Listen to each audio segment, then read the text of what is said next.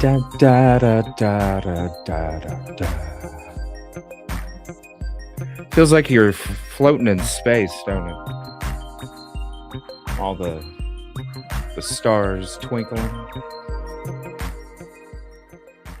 The stars twinkling from that music. Oh, feeding the ducks. You will forever be in my heart. And so will you all. Good evening, everybody. Thank you for hopping in. I first of all, I have to apologize. Normally, I usually have some nice, neat notes for the show. Um, Unfortunately, I was rushing, so my notes look like that. Little piece of paper, scribbled all over the place. That's why I apologize. If the the outline notes ain't as crisp as they usually are. Let me turn on the comments. Thank you all for hopping in. Appreciate you very much. Let me turn these things on. I don't understand why they just can't. There we go. What's up? Let me turn this music up. What's up, Busby? Wasn't that fun last night, bro? Me and Busby played some billiards last night. I think I might have to open up a true crime pool hall. Something, oh man, that was a lot of fun. But yeah, all right. We're gonna be well, I was gonna go into some of those edits last night with Rosie. Couldn't do the show last night. We will be doing the show tomorrow night. So I got a bonus for you since I wasn't able to do the show last night. I'm going to do a bonus show on Saturday night. So we'll be back Friday and Saturday night. And we're both nights we're going to be digging into the video edits. And also, we're finally going to get to our episode where we're digging into law enforcement's fumbaloos from the very beginning. Yeah. So we'll be getting into that.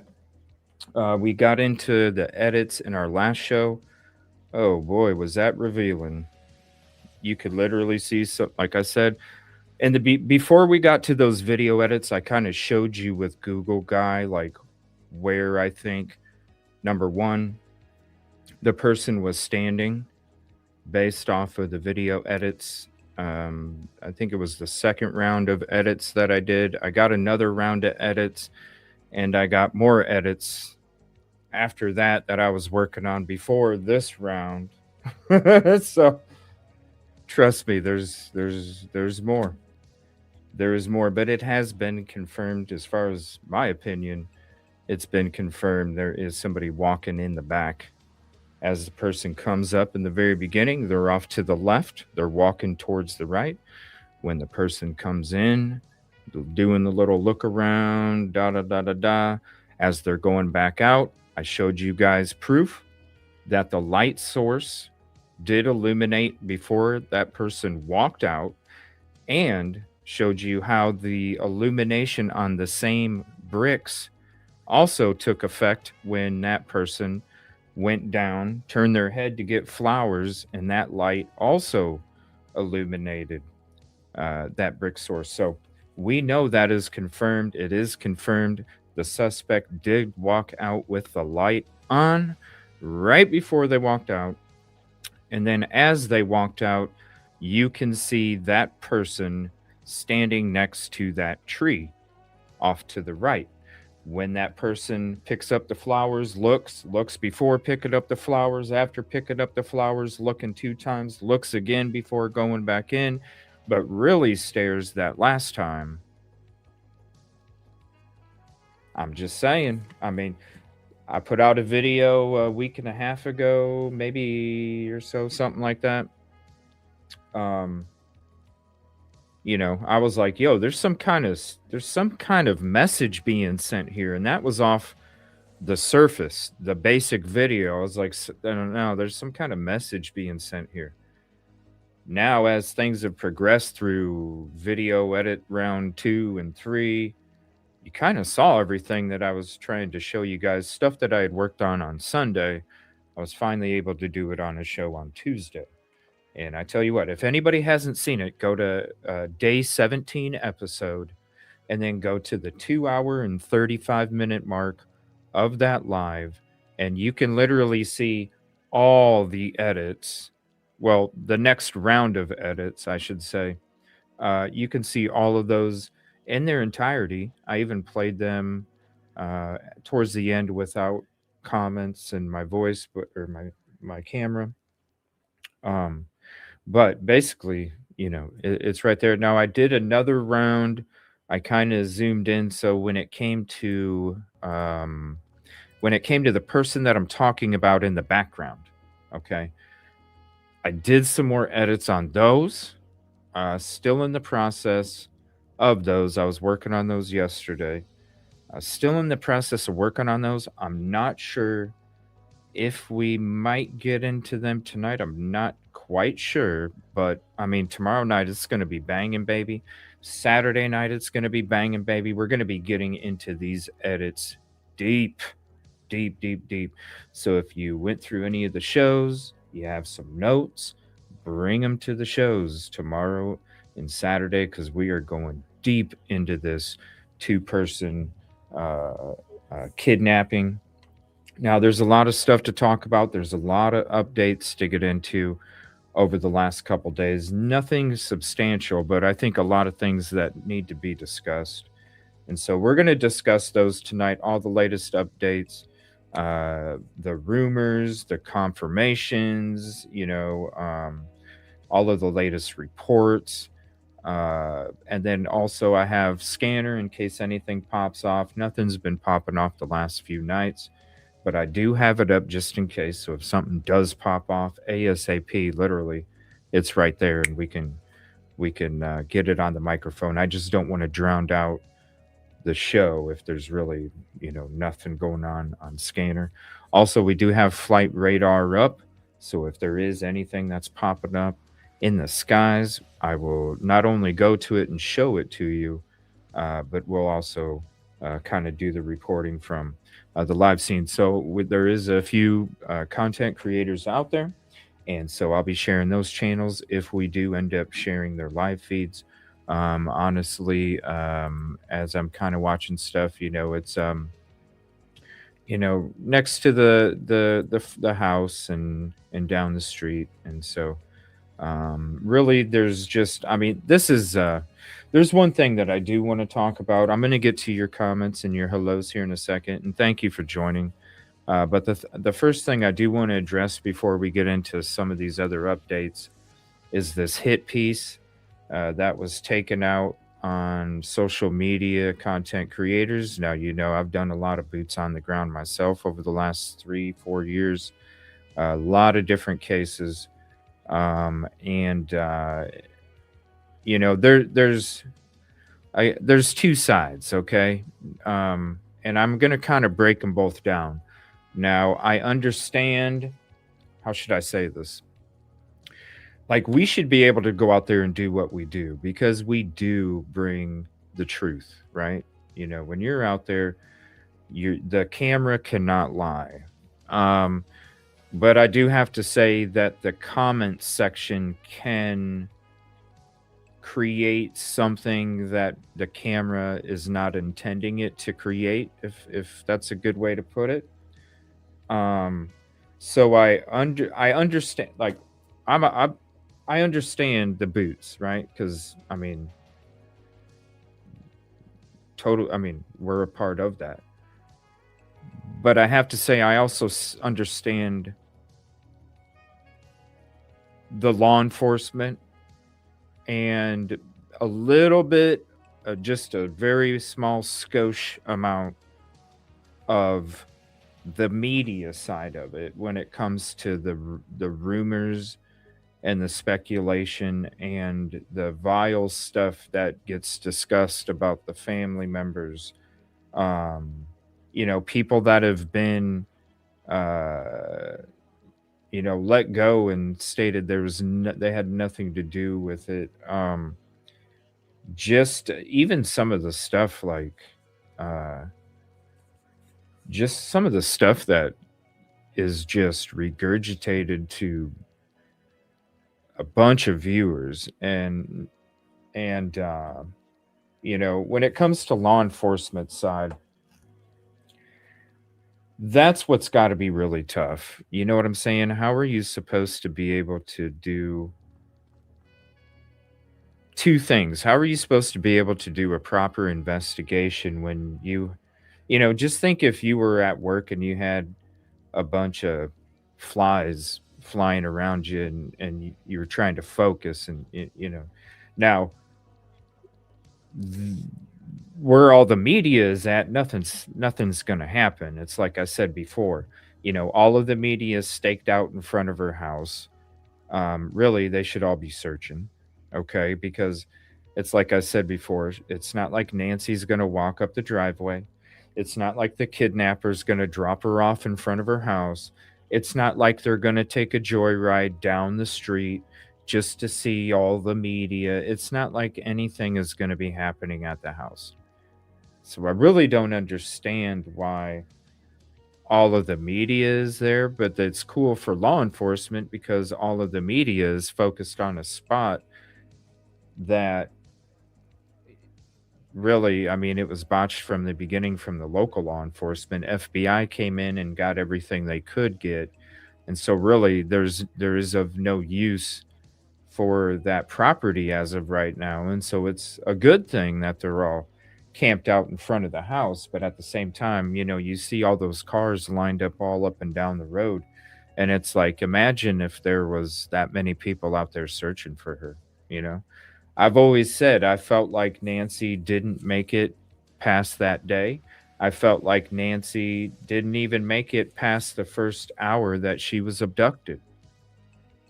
I feel like the people that did the kidnapping, I showed you how they weren't prepared. I explained how they weren't prepared. And then if you have somebody that you can't stop bleeding, you're not prepared for that either. And so you're going to spaz, you're going to panic, you're going to make decisions later on that you're going to be like, why did I do that? And that's when people get hurt really bad because they just do the easiest thing, which is get rid of them. And when you're looking at the layout, I showed you on Google Guy yesterday. When you're looking at the layout, how are you supposed to see anything that's 30 feet ahead of you? Because it's all thick brush and it's flat, thick brush. And so thick brush even covers up the houses. Like if you go walk down the driveway at Nancy's house and you look around, good luck trying to see a house. You might see a little chunk of one, but the foliage now, you imagine that foliage as you go outside. You imagine that foliage as you go outside of her house, okay? And to try and be able to, like, you can't even like see if a raccoon is running around. How are you supposed to see if somebody is, you know what I mean? So I've always felt like because they weren't prepared to handle somebody that wasn't able to stop bleeding and they would have just panicked and, got rid of her and went and burned the car and drove it off a damn cliff, drove it into a lake, burnt it. I don't know. Who knows? They just got rid of it. They tried to destroy the evidence in every way possible because there's blood all inside that carpet, inside the interior of that vehicle, and there's no way that you can get it out. And so you're just going to burn the damn thing or you're going to drive it off something, you know, ends up in a lake and somebody finds it 30, 40 years later. The whole thing about them not getting caught, it's number one, it's because the crime scene was contaminated from the very beginning. How are you supposed to do a proper investigation if the crime scene was contaminated from the very beginning. And trust me, me and Rosie are going to be going through that this weekend, tomorrow and Saturday. So it's no wonder that they haven't been able to find them. And when it comes to these ransom notes, I don't even think they sent a ransom note. I honestly feel like these people went there, you know, stuff happened. I already explained it. I'm not going to be graphic again. Stuff happened. They weren't prepared, just like they weren't prepared to even walk up to the damn house to do what they were doing because of how they walked up to it. They definitely weren't prepared for what was to come next when you saw all that blood laying on the sidewalk. And then you're talking about blood thinners, 84-year-old lady needs medical equipment and all this other stuff, and she already has issues with blood stoppage, and you see all that. You see the blood that came from the nose and the mouth dripping from the nose from the mouth. I felt like she was pistol whipped. They were trying to be like the movies. It went too far, and they're like shit, and they started panicking because she's bleeding all in their car. So they hurried up, got rid of her, you know, ended her life, got rid of her, put her in some bushes where it'd be hard to find her. Who knows? It's like I said, it could be a thing where like 6 years later there's a femur that's found, and it's, you know what I'm saying? Because she's, as far as I'm concerned, she was gone before the sun came up that day. The same day that she was taken, as far as I've felt, she's been gone since before the sun came up that day. She's been laying in some, to me, she's been laying in some bushes this whole time. So do you, the heat and the elements and the wildlife, do you honestly think, because there's been no ground searches either, she could literally be 3 blocks away while these people are camped out? She could literally be 3 blocks away, because you can't see that far, and nobody's going out there to look. It's very easy. If you want to know where to start, you start from the ground zero and move out. You're not like you have to go look for spots. You can literally start right at ground zero and move out, because I really feel like it's not going to be very far at all, because the amount of blood that was coming out of her would be so excessive. It wasn't going to take long before they were like, dude, what the hell are we going to do? We're just going to have to get rid of her, man. It was a robbery slash kidnapping that went wrong. People who thought they were professionals watched too many movies, and then they did it in real life and messed it all up. And they just hurried up, got rid of the car, and left the state. And they're just camped out chilling, waiting until this IGG connects them. And who says the IGG is even going to connect them? Because the only way the IGG is going to connect them is if they put their DNA in the database with any of those companies. And I highly doubt that they did that. Like, that's the only way that they're going to be able to find them, off the IGG. It's a shame. If the investigation would have been done properly from day one, and there would have been ground grid searches that would have happened from day one, I don't think we would be this far. I think we would have found her. I think if it wasn't even for the botched investigation from day one, there'd be some legitimate leads that they could go off of. Unfortunately, they can't, because there's nothing there. They're doing goose chases for gloves that are 2 miles away, when everybody knows that ain't connected to no crime scene. It's just, hey, they got to do something and no harm. But pulling at strings and these ransom notes, I don't know why TMZ keeps entertaining them. Honestly, they said a couple days ago, we're not going to report if any ransom letters come in, and now it's like 2 more days of freaking videos on ransom letters. And it's like, I thought you guys said you weren't going to report it. It's getting kind of ridiculous. It really is. Like, they just need to like not talk about it anymore, because it's just, they're being played for fucking fools. Like, seriously, they're sitting up there giving you the sad face thumbnails. We got another letter, you guys. Yes, it's even more drastic than man, shut up. It is so, like, What kidnapper sends 15 million frickin' ransom letters, yo? You send 2 if you get lucky. If you get lucky, you get 2. Not 15 by 4 different frickin' people. When are you going to quit taking it seriously? Let the authorities take it seriously. Otherwise, shut the hell up. Like, you want, like, this hit piece from Inside Edition wants to sit there and talk about how social media and content creators are create. I'm not going to say they're not lying, because if you see some of these chats and you see some of these shows where they're reporting on stuff, you see the thumbnails, DNA match, and all this other stuff, false hopes, God forbid you see what Nancy or Savannah used to look like and what she looks like from her last video. With, my God, the false hopes, the crap that you people are doing to her. And I don't mean you specifically, I mean the people that are creating this clickbait bullshit. Because that doesn't help. Think about this. When say there's a trial. Say there's a trial in this case. Say they arrest somebody. Say they don't find Nancy. Say there's a trial and they're going to put this person on trial for the disappearance of Nancy. Number one, contamination all over the crime scene. Good luck on that prosecution. Number two, like, what jury members aren't gonna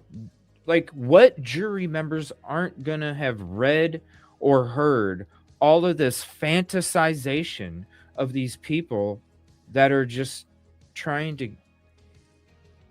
like, the shit is wild. Not only the false hope, but when it comes to a jury, it's crazy. And you see them. You know what I'm saying?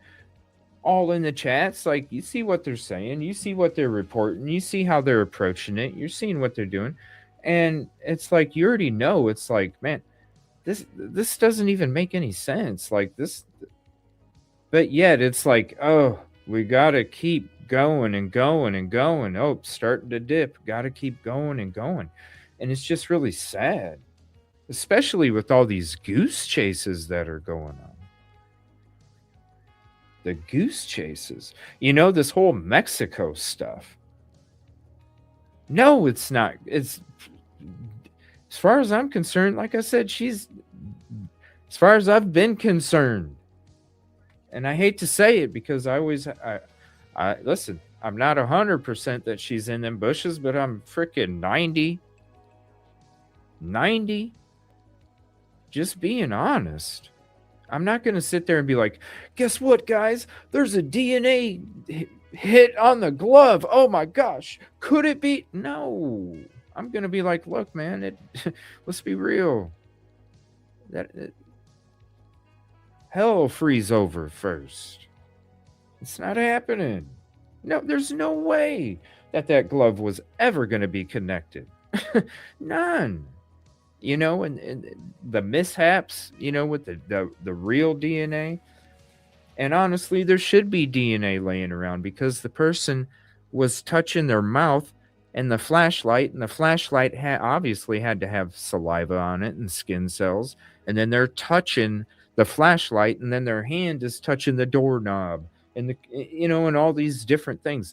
There has to be DNA of that person in there because they were so stupid to put the flashlight in their mouth and have saliva on it. It's not like they bloop, spit the flashlight out into their pocket. They grabbed it with their hand and they didn't take their glove off to grab the flashlight and put the glove. You know what I'm saying? So there's got to be DNA around there. But listen, we did it with Idaho 4. I was boots on the ground out there too. The IgG only works and good luck. Like, if a family member has uploaded it, yeah, it takes a lot of work to get there. But to say that person is for sure 100%, shoot, you can't get that. Now, if they uploaded their own DNA, then yeah, it could be a positive hit like that. And when it comes to the IgG, if there is some kind of upload of that person's DNA and that IgG is being worked on right now, I guarantee you by next Wednesday, I guarantee you they will say that there is a connection between the DNA and they have a suspect, and I guarantee you it can be that quick, especially when the FBI is working on it. Because when the FBI is working on it, they're the best of the best when it comes to their labs, and it ain't gonna take very long. Especially if that person uploaded their DNA into the system, really, it's less than a week. They will have a suspect, and somebody will be in custody in less than a week. If there is a match between this IgG and the DNA, a suspect. So just stay looking out for that. All right, let me get to your comments, and then we're going to get into some of these updates and chit chat, and then we'll take you to some live feeds, let you see what's going on while you're hanging out with us. And then also, I'm going to play some videos for you, um, some updates and such, especially that Inside Edition. But, you know, the speculation part of in the comments, it's crazy and it's horrible and it's vile, seeing the stuff that's being thrown out there. And it's just, I wish people would think more, because people are treating this like it's a TV show, like it's a reality TV show. And honestly, um, it's reporting on somebody's missing loved one. And, I just, it's sad to see that the human decency and lack of empathy for another human being and what they're going through. And, you know, it's just sad to see a lot of the stuff that's being put out there. Um, because, if the shoe is on the other foot, and that's how you should live life. If the shoe's on the other foot, you treat somebody how you'd want to be treated. And there's not a lot of people that are doing that right now when it comes to this case. And it's just very unfortunate. So I wish and hope and pray that society can do better, especially when it comes to this right here. This is somebody that is a loved one that is just missing, and they don't know where they're at. And it's been 3 weeks now, day 19. Just imagine if it was your mom or one of your family members or somebody that was close to you. It has to be really tough. What's up, Busby? Thank you for hopping in. What's up, number 12? Yoli, how are you doing? Good evening. Babs, how you doing? Debbie, good evening. Let me see here. Good evening to you. Good evening. Take a drink of my coffee that I haven't had yet. Lisa King coming in. Hey, y'all. Got some nasty storms going on. What's up, Caddy? Ticket 11. Lisa, good evening. Jilly, how you doing, 22? Yeah, I hope you had a great day. Definitely go sub to Rosie. She did a great job on that intro. And hello to you, too. Yeah, the saxophones. What's up, Someway? Thank you. Yeah, she did a great job. What's up? How do you want me to pronounce it? Kath, like, how do you want me to pronounce it? Type how you want me. I don't want to keep like butchering it. I wish I miss YouTube's days when they showed the names and not the handles, Yeah. The reward went up to 200,000. There's some updates we'll get in. Spoiler alert. Oh gosh, dude. Not really. But man, I tell you what, yeah, we played some pool, listened to some music, some real music, my Spotify playlist while we were shooting pool last night over at my EvilleCJ TV channel.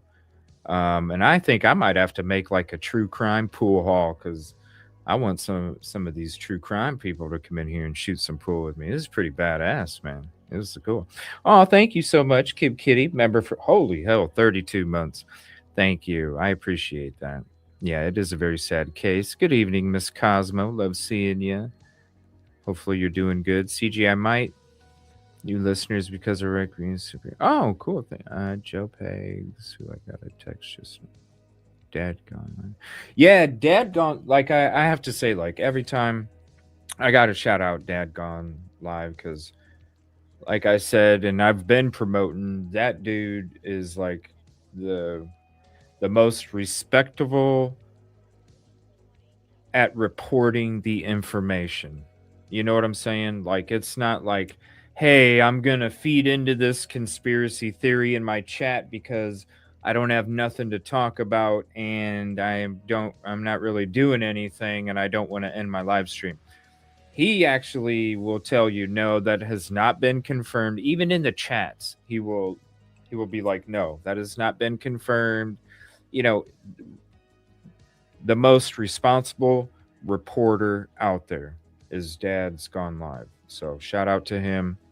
And thank you. I appreciate that. You didn't have to do that. Thank you. And Kib Kitty, thank you for the 5 gifted memberships. Appreciate that. And if you were gifted one, I'm sure you already gave her a heart, but give her a heart again if you don't mind. And I need to give some away. I wonder if I can give any away. Let me see. I might be able to give you guys some memberships too. Oh, thank you. Yeah, we got. Hey, just wait. Just wait. We got more edits coming for you. I'm telling you, Friday night, Saturday night, it's gonna be banging, baby. It's gonna be banging.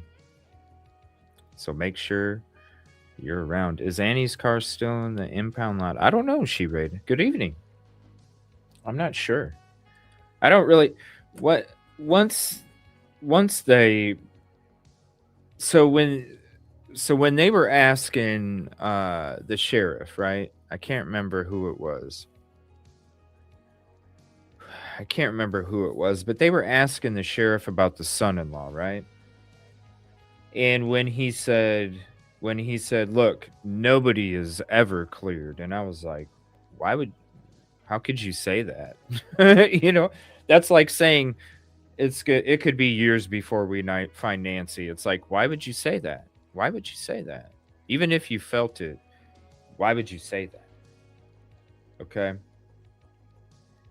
But he said nobody is ever cleared.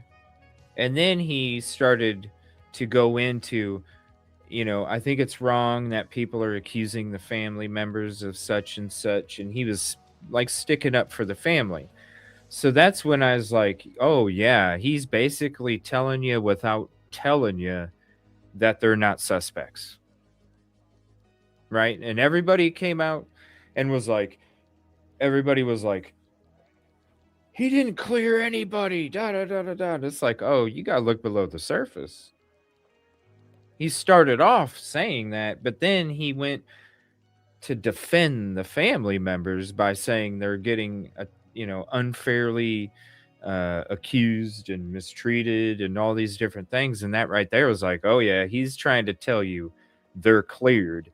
He just can't tell you technically they're cleared because of law enforcement business. Okay. So when he came out and said that none of the family members, are being investigated in that direction, I just really honestly, like, I don't know why. I'll put it like this. I don't understand why people, because I looked at the photos when they first came out. I looked at the band member photos when they first came out, but it wasn't something that I was going to report on. It wasn't something I was going to show. It wasn't something I was going to report on because to me, I didn't. It wasn't making sense that they were involved. Now, there's a lot of people, and this is why I do the work and how I do it is because okay, Linda Lane, Idaho 4, perfect example. Oh my gosh, did you hear a scream? And they said this and they said this. And so you're like, Oh my God, I heard it. You know, if you're looking for it. So if you take that photo of the son-in-law and you go, "Oh, is this the guy in the mask?" Yeah, it is. There's a lot of that. Okay? There is. And the brain will fool you sometimes too. So when it came to the photos, I looked at the photos. I didn't see that person. The eyes didn't match. So I'm like, no. The eyebrows didn't match. It's like, no. Then I started looking at the bandmates, right? When they came out. It's not enough. It's not enough. It's not enough to report on. Because there, to me, I could point out, just like the drawing of the suspect according to the real suspect photo, that don't even look the same. Am I showing that photo? Am I showing that drawing while we're doing our shows? I did it once to show you guys, here's the new photo. I did it after that to say, here, this is why the photo don't match. And I went between that photo and the real photo, back and forth, back and forth. There's no reason I'm going to show it because that's not what the person looks like. Just like the other people that are constantly being accused, the son-in-law, the bandmates, constantly, you got these other people that were apprehended the other night. I mean, I bet you once the IGG information comes back and these people are cleared, they will come out and say these people are cleared. I go back to the argument of, you don't know what somebody's going through right now. What if one of these people is really dealing with some really bad mental health issues right now, and all of a sudden there's another tragedy because people wouldn't just stop. You know what I'm saying? It's like it's become this reality TV show that people are just throwing mud at the wall and seeing if stuff sticks. And it's like, man, you're doing this at the expense of the family. And when you sit there and you look at the photo, of what Savannah looked like before and what she looks like after, come on. Come on. Do you see what this false hope does to somebody? Do you see what these, I mean, hello? Do you know how she probably had to sit there and go through her own family members being accused of kidnapping her own mother? Look at her.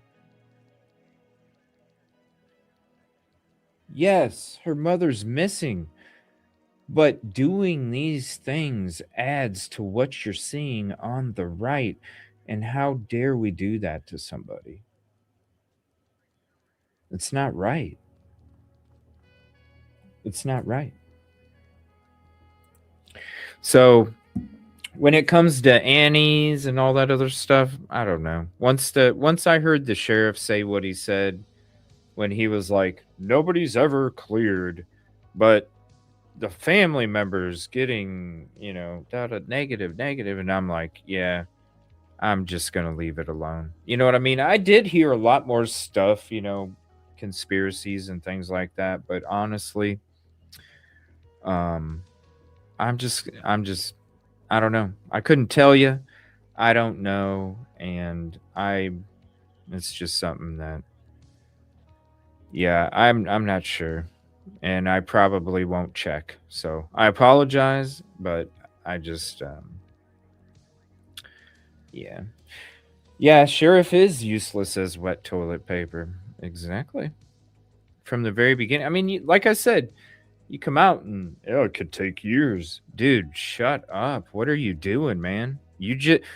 Sheriff, Sheriff, you just contributed to this too. You just contributed to this too, Sheriff. How dare you? How dare you? When Nano speaks, I pictured I don't know. I thought about going through all of his interviews tonight. Let me know if you guys would want me to do that, because I have a bunch of updates to discuss with you guys, but I was either going to go into some of my edits before tomorrow night's show just to show you a little bit more stuff and maybe kind of go through some of the stuff that we discovered last episode if you didn't get to see it.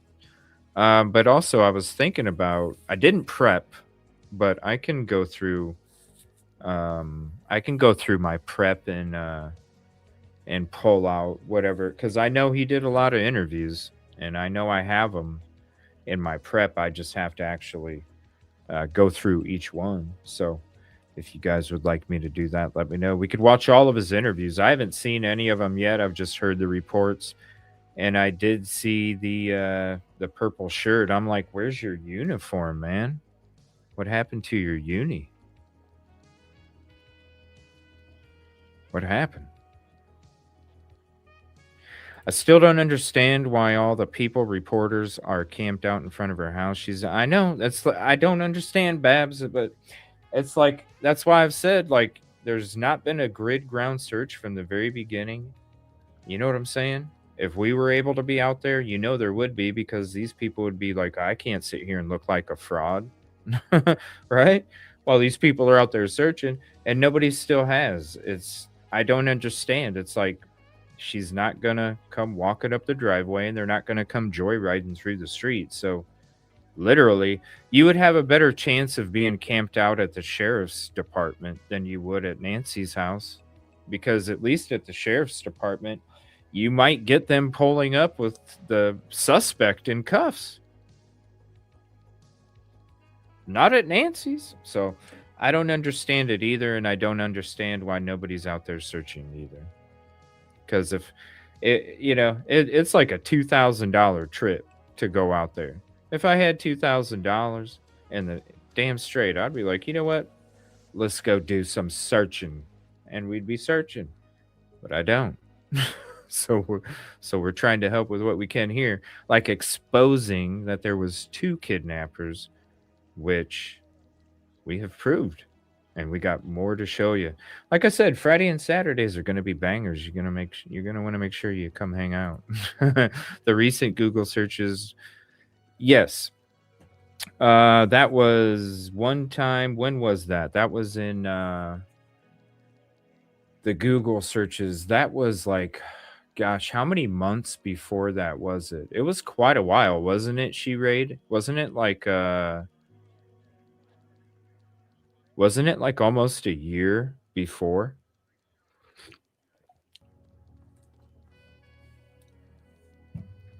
When exactly was that? I have it in my notes somewhere, but like I said, my notes are crap tonight. Usually I have a nice outline. Yeah, I wasn't able to do that tonight. TMZ is Chris. I mean, I don't really watch them. I've been watching them because of the Nancy Guthrie stuff, obviously, the ransom letters, but every freaking episode, it's like, come on. Like, you guys are so. I got to be careful, because they got some powerful lawyers over there.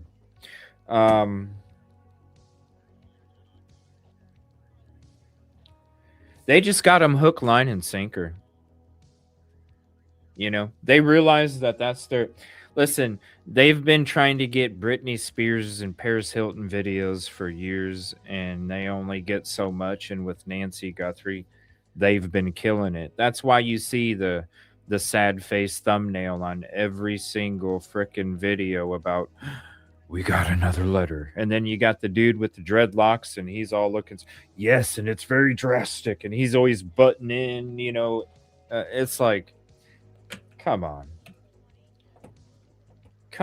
Like, especially after you come out and say, we're not going to report any more ransom letters, and then you report it 2 more days in a row, and it's like,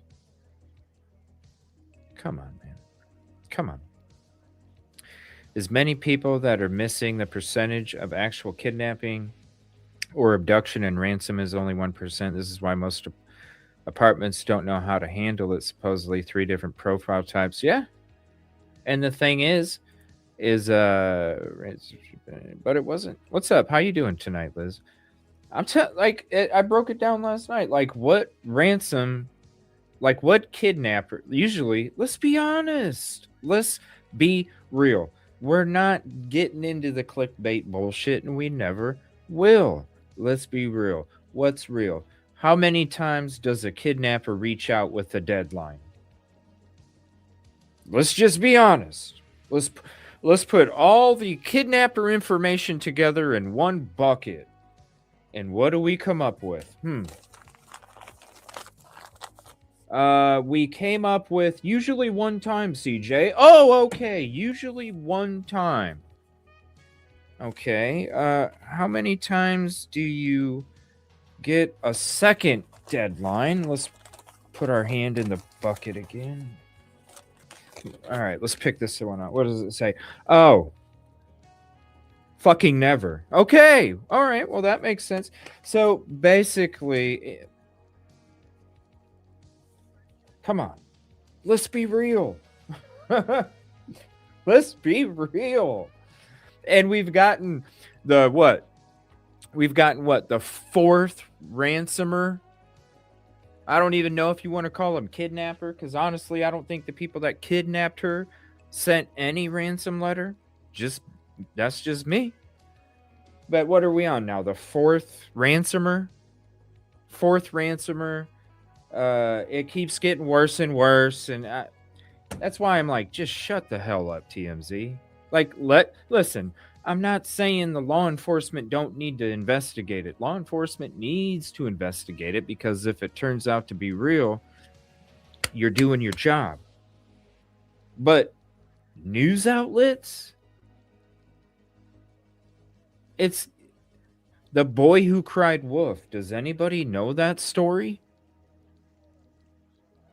Don't go past this line. Here's my deadline. Another one. Okay. Don't go past this line. Here's another deadline. Okay. Don't go past this line. Here's another deadline. Okay. You got me. Here. Don't go two times in one day. Don't go past this line. Here's a new Oh, okay.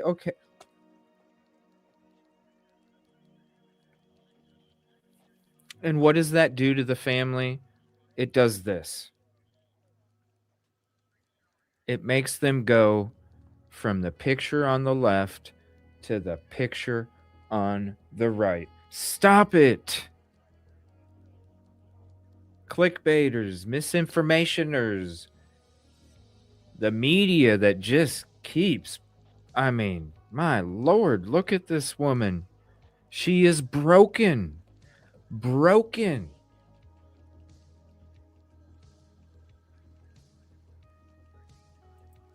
I feel for her. My gosh. And you can't get away. I don't think the so-called ransom letters are related. I don't know. I don't. I never have. Before I seen that video, I was like, damn, this is a professional. She's got to be in a basement. And then no proof of life. The most valuable tool to a kidnapper is proof of life. And not one of the ransomers has ever provided proof of life. I mean, how gullible do people have to frickin' be? It's ridiculous. Yeah, he did say the other day. What's up? I'm Gumby. He did say the other day. By the way, we're not going to be and then the next day, we got another letter, you guys. And then today, yeah, we got another letter. It's just more about this, and it's like, dude, you're supposed to be investigative journalists too. And this goes to all these investigative journalists on here and the investigative journalists on mainstream media. I thought you were supposed to be investigative journalists. Investigative journalists don't come to the fucking conclusions that you come to. They come to these conclusions. And it doesn't take that much thought. So you got me. The defense will have a field day, because this crime scene was contaminated from the very beginning. And just like Idaho 4, the prosecution knew that crime scene was gonna be tore the hell up in trial because of contamination right from the get-go. That was proven. DNA dirty glove. Hello. Contamination before the evidence was even tested. Contamination proved. There's contamination proved. You think I busted up the Idaho 4 freaking investigation with their contamination? Just wait. Just wait until me and Rosie get into it this weekend when I mix some of that in with these video edits, because we've been waiting to bring that to you for like a week and a half. We just time, but we're bringing it this weekend. Is why I say breaking news when it's a nothing burger. Well, the thing that really tore me was the whole DNA glove match crap. It's like, come on, a glove that's 2 miles away. Again, I thought you were all investigative journalists. If you're investigative journalists, you put two and two together and you're like, well, it's a city of 600,000 people. The glove was found 2 miles away, and it's probably going to be trash from somebody else that has nothing to do with this. That's what investigative journalists come to. They don't come to the conclusion of, guess what, guys? We might have hope. We just need to wait. We just need to wait to see what CODIS brings back. Give me a break. Pulling at heartstrings. And all it does is it does that. Pulling at heartstrings. The Mexico stuff, it is another distraction, Babs. It is. Because that came from the 4th ransomer. It's ridiculous. And don't you think if it was from Mexico, don't you think the FBI would have found out where the emails are coming from?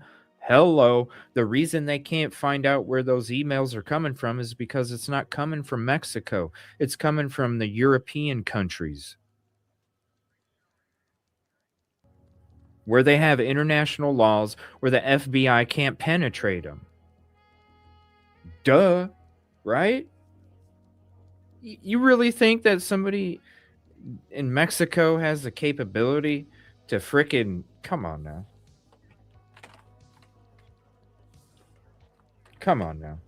It's a country way more powerful. Because don't you understand what they're trying to do? They're trying to make America and our justice and our law enforcement look weak. They're trying to make us look weak. Look, they gave in to ransom demands. They always said they were never going to negotiate.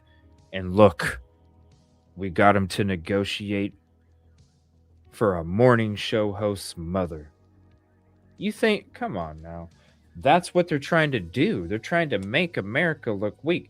They're trying to scam American citizens for their own hard-earned money that they give out of compassion and support. Just like you've been finding out how these other countries have hacked in and they were taking COVID money. They were taking money that were designed for organizations that were meant to help send aid to other countries. I mean, hello, you don't think that they're going to sit there and go, yeah, let's try and get 6 million. They ain't going to be able to track us. Let's see if they'll bite on it. And we'll just keep doing it and doing it and doing it and doing it, because it's just about getting them to click the button. That's all it's about. And they know that TMZ is hook, line, and sinker in that. We got another letter, you guys. KB. It's because we're not in the algorithm anymore, because YouTube has me in a corner because I took 6-month break. But I don't know. Maybe because I just do a lot of live streams and I don't really have time to put out a lot of short content, and most people do. And that's honestly where you get a lot of your subscribers, is from short form content. I just like to do a lot of lives. I like sitting back. I mean, hell, there's so many things out of my lives that people could make clips out of and shit. You know what I'm saying? That of like, damn, look what CJ figured out here. I don't have the time to do that stuff. And so I just hang out and do my lives. I love hanging out. I'm a type of person where I love the conversation. I love being able to mix your thoughts and my thoughts, and then somebody else might have some thoughts based off of the thoughts that we mixed, and then it's just a beautiful conversation all the way around. And that's what I'm here for. I'm here for conversation mainly, you know. So we get into stuff. I dig into stuff. I have been. I my channel was EvilleCJ Media and Investigations, and I was trying to like get away from that, so to speak, and I just can't, because I care about these victims so much, and I just want to do what I can do to try and help. And whether it's going out there on location or digging into the stuff like the video edits and trying to prove and show that there was two people, it's something that we've been promoting for a while based off of what I found.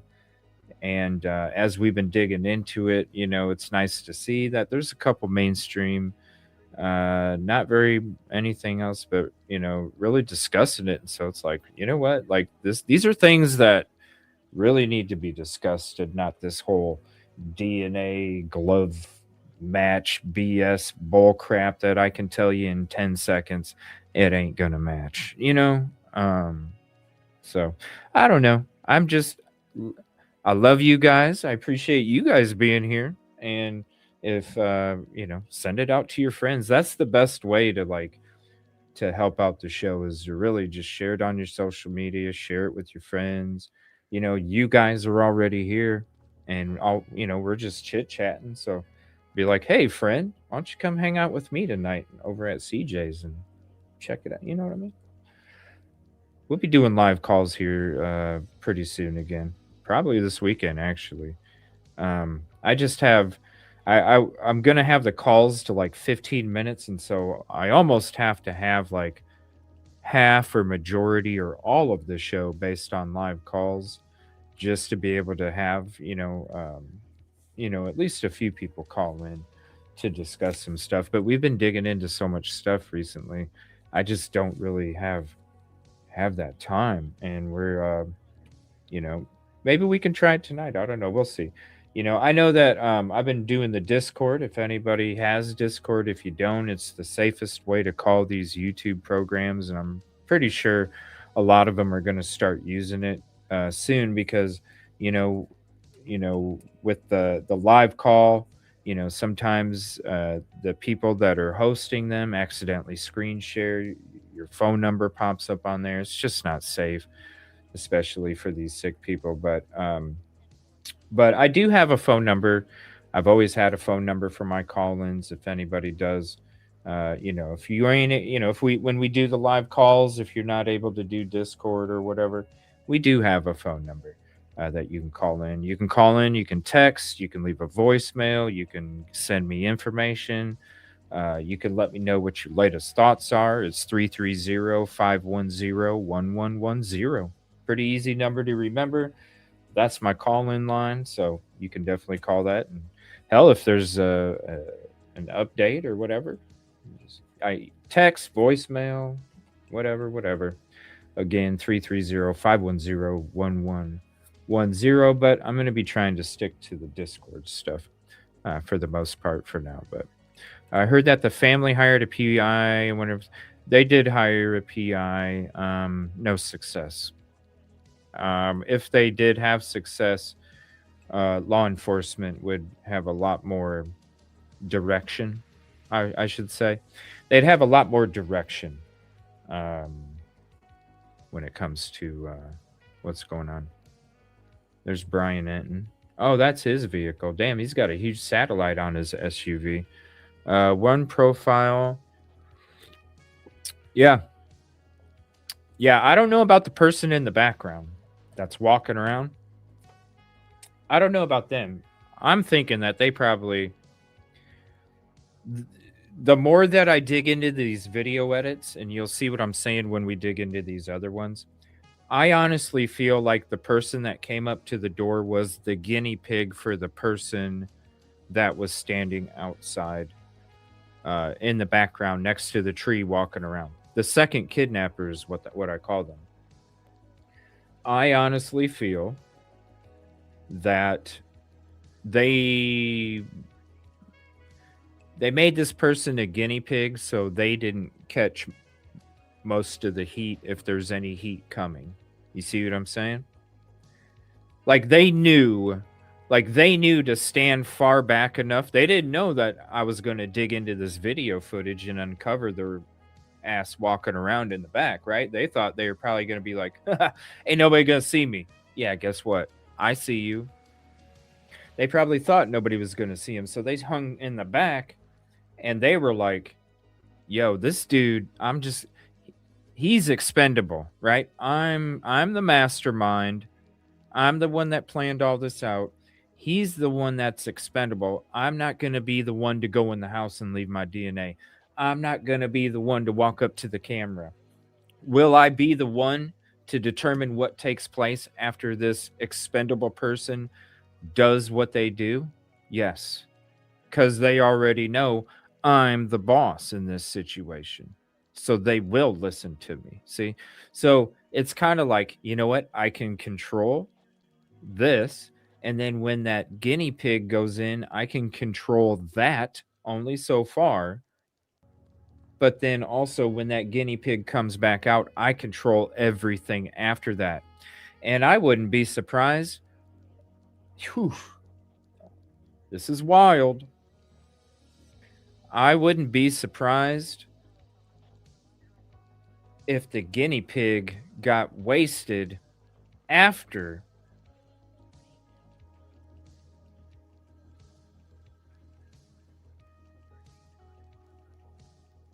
So not only I think that Nancy lost her life that morning, that day, I also think the guinea pig that showed up on the camera lost their life. And I think the person that was walking around in the background and then standing next to the tree while the guinea pig was all on camera, that's the person that had complete control of everything. I don't think that person's alive either. So, and I honestly think that that was a guinea pig. And I almost wonder if the person in the background that got the guinea pig to do that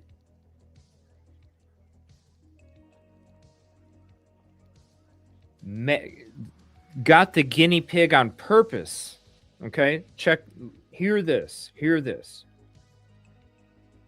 I feel like the mastermind in the background on the video purposely got less than rookie level so that way there'd be more attention on the less than rookie level character than there would be if the mastermind would have got a medium talented criminal, because then there wouldn't be that much attention. But the fact that you got one of the worst freaking criminals, that to me says that you did that on purpose. That was your wooden horse through the doors. That was your smoke screen. That was your little poof, your magic trick. Was that not only you controlled everything, even the guinea pig and what they were allowed to do and not do, but you also had a hand pick a specific, less talented person so that it would create so much attention that it is because you can only give 100% attention. And if you're giving that person all of your attention, guess what Mastermind's doing? Chilling in the cut. Not even being noticed. That's That's why I feel that they were unprepared and sloppy. It was on purpose, and it was the guy that's hanging out by that tree. IgG only works if a family member, and it's even hard if a family member gave it too, because you're still going off of probabilities. It all depends on what kind of IgG though too. There's some IgG. It's you got to have higher numbers than that when you're trying to convict. Now with the FBI, there's also been cases in the past where they've used technology that wasn't out to the public. The prosecution went to argue and present that information and evidence to convict somebody, and the FBI was unwilling to show the technology of them and how they got to their conclusions, and the person was set free. So it can literally be a thing where excuse me. It can literally be a thing where they hand the piece of paper with the name on it, and it could be like, look, I appreciate it, and they have to have other, things. But it can literally be a thing where the FBI in trial can be like, the prosecution could be like, look, we keep asking for this and they won't let us have it, and then poof, the person gets set free. So it really all depends. But yes, that's really, honestly, Babs, think about it, right? I mean, and I think any of us can agree, if we know about this IgG and you know how it works. If they don't get a match in that, I don't think they're ever going to find out who did this. I don't think they're ever going to find out who did this.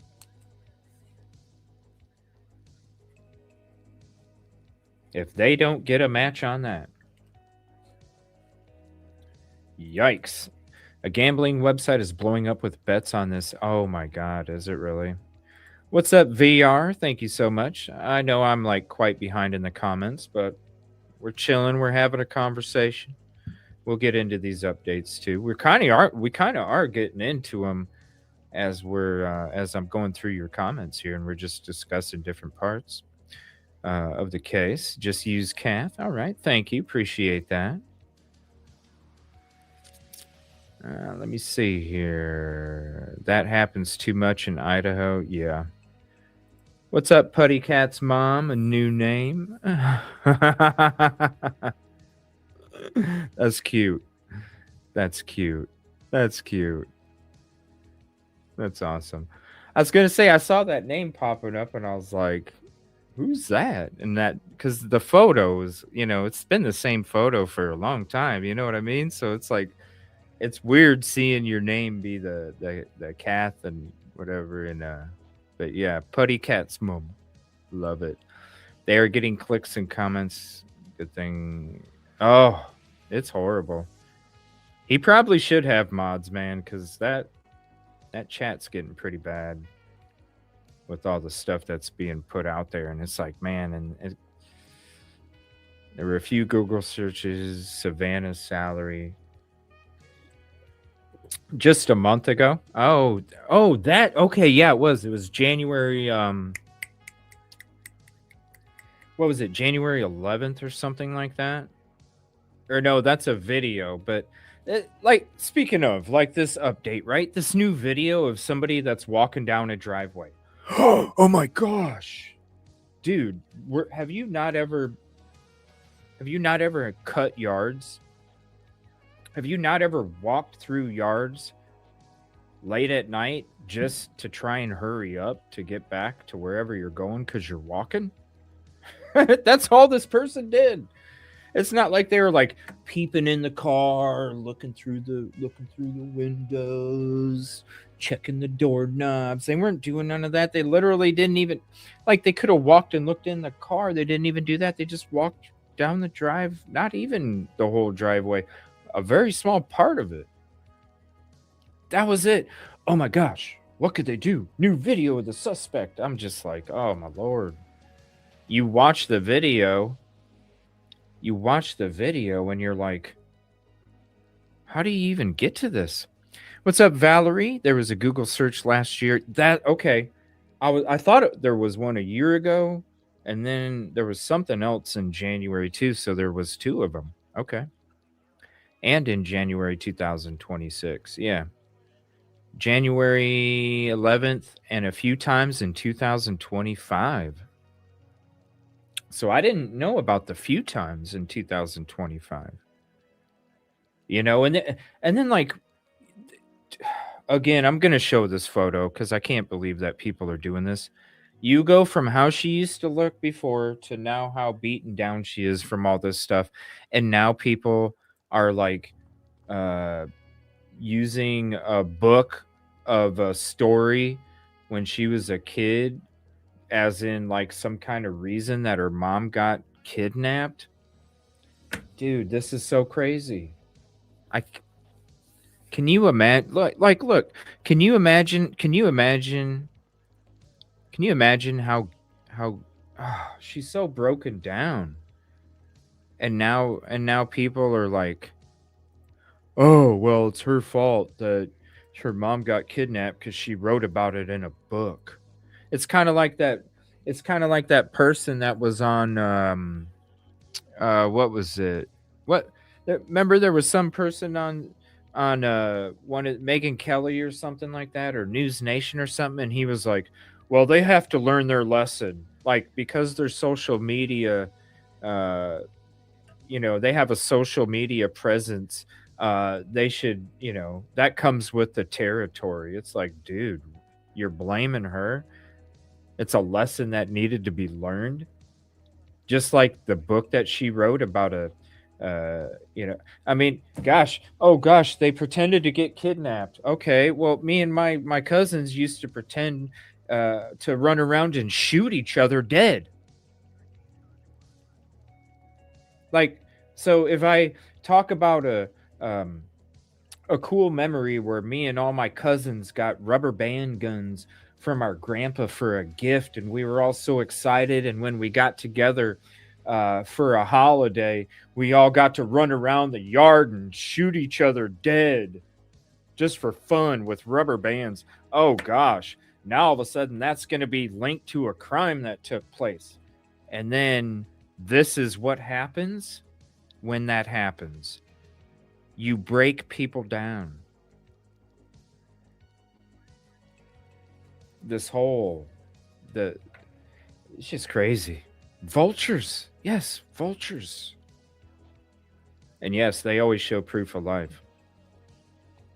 Always. Finding a glove on the road near an imaging center in Salvation Army location is like finding a chocolate wrapper. Comment of the night. Right there. Comment of the night. Finding a glove on the road near an imaging center in a Salvation Army location is like finding a chocolate wrapper in a candy store. That's the comment of the night. Oh, thank you, Jay Gallagher. Appreciate that. I just love the conversation. I feel like, it's like, you know, we're sitting here just hanging out on the phone, just chit chatting, and we go through some stuff. Again, here after a bit, we'll be going through the different live feeds and stuff like that, and just checking out different things, some different videos and stuff. What's up, Tia? How are you doing? Been a while. Hello, hello. Thank you for hopping in. Hopefully everything's going well with you. Love the name, by the way. Let me see. You actually value comments and a more intelligent group of subs. My IQ drops 20. Aw, don't. I mean, shout out. He's been out there. I feel. Yeah, that one, Jay Gallagher. I was shocked when I saw that hit piece and the video that they used to him. I was like, damn, that don't make you look good, bro. that don't that don't make you look good. Even the one on JLR, he's like, pimping. humongous conspiracy, you know, right on video. And then the one with Dolly, he was like, the only action that's been here is when that lady called the cops, and looking all weird in the camera and shit. It's like, what the hell's what you on, bro? When they got Four Loco over there, that explains why I haven't seen your show pop up in my feed. The last time I watched you was with Micah Miller case. Yeah, that was that was a while ago. Yeah, and we'll be having a show coming up on Micah Miller because with him getting indicted and all that other stuff, and I can't wait to once he goes to prison, I get to show you the goodies that I got that I've been holding on to this whole time that I turned over. Oh yeah, I still got them in the right. The real copy.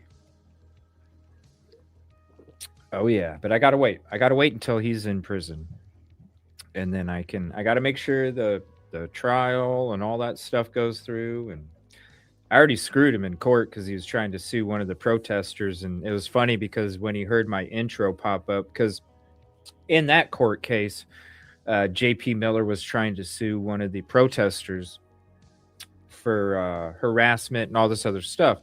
Well, I had proof that none of that stuff took place because I document everything. I have like 5 terabytes of footage of different cases, boots on the ground work.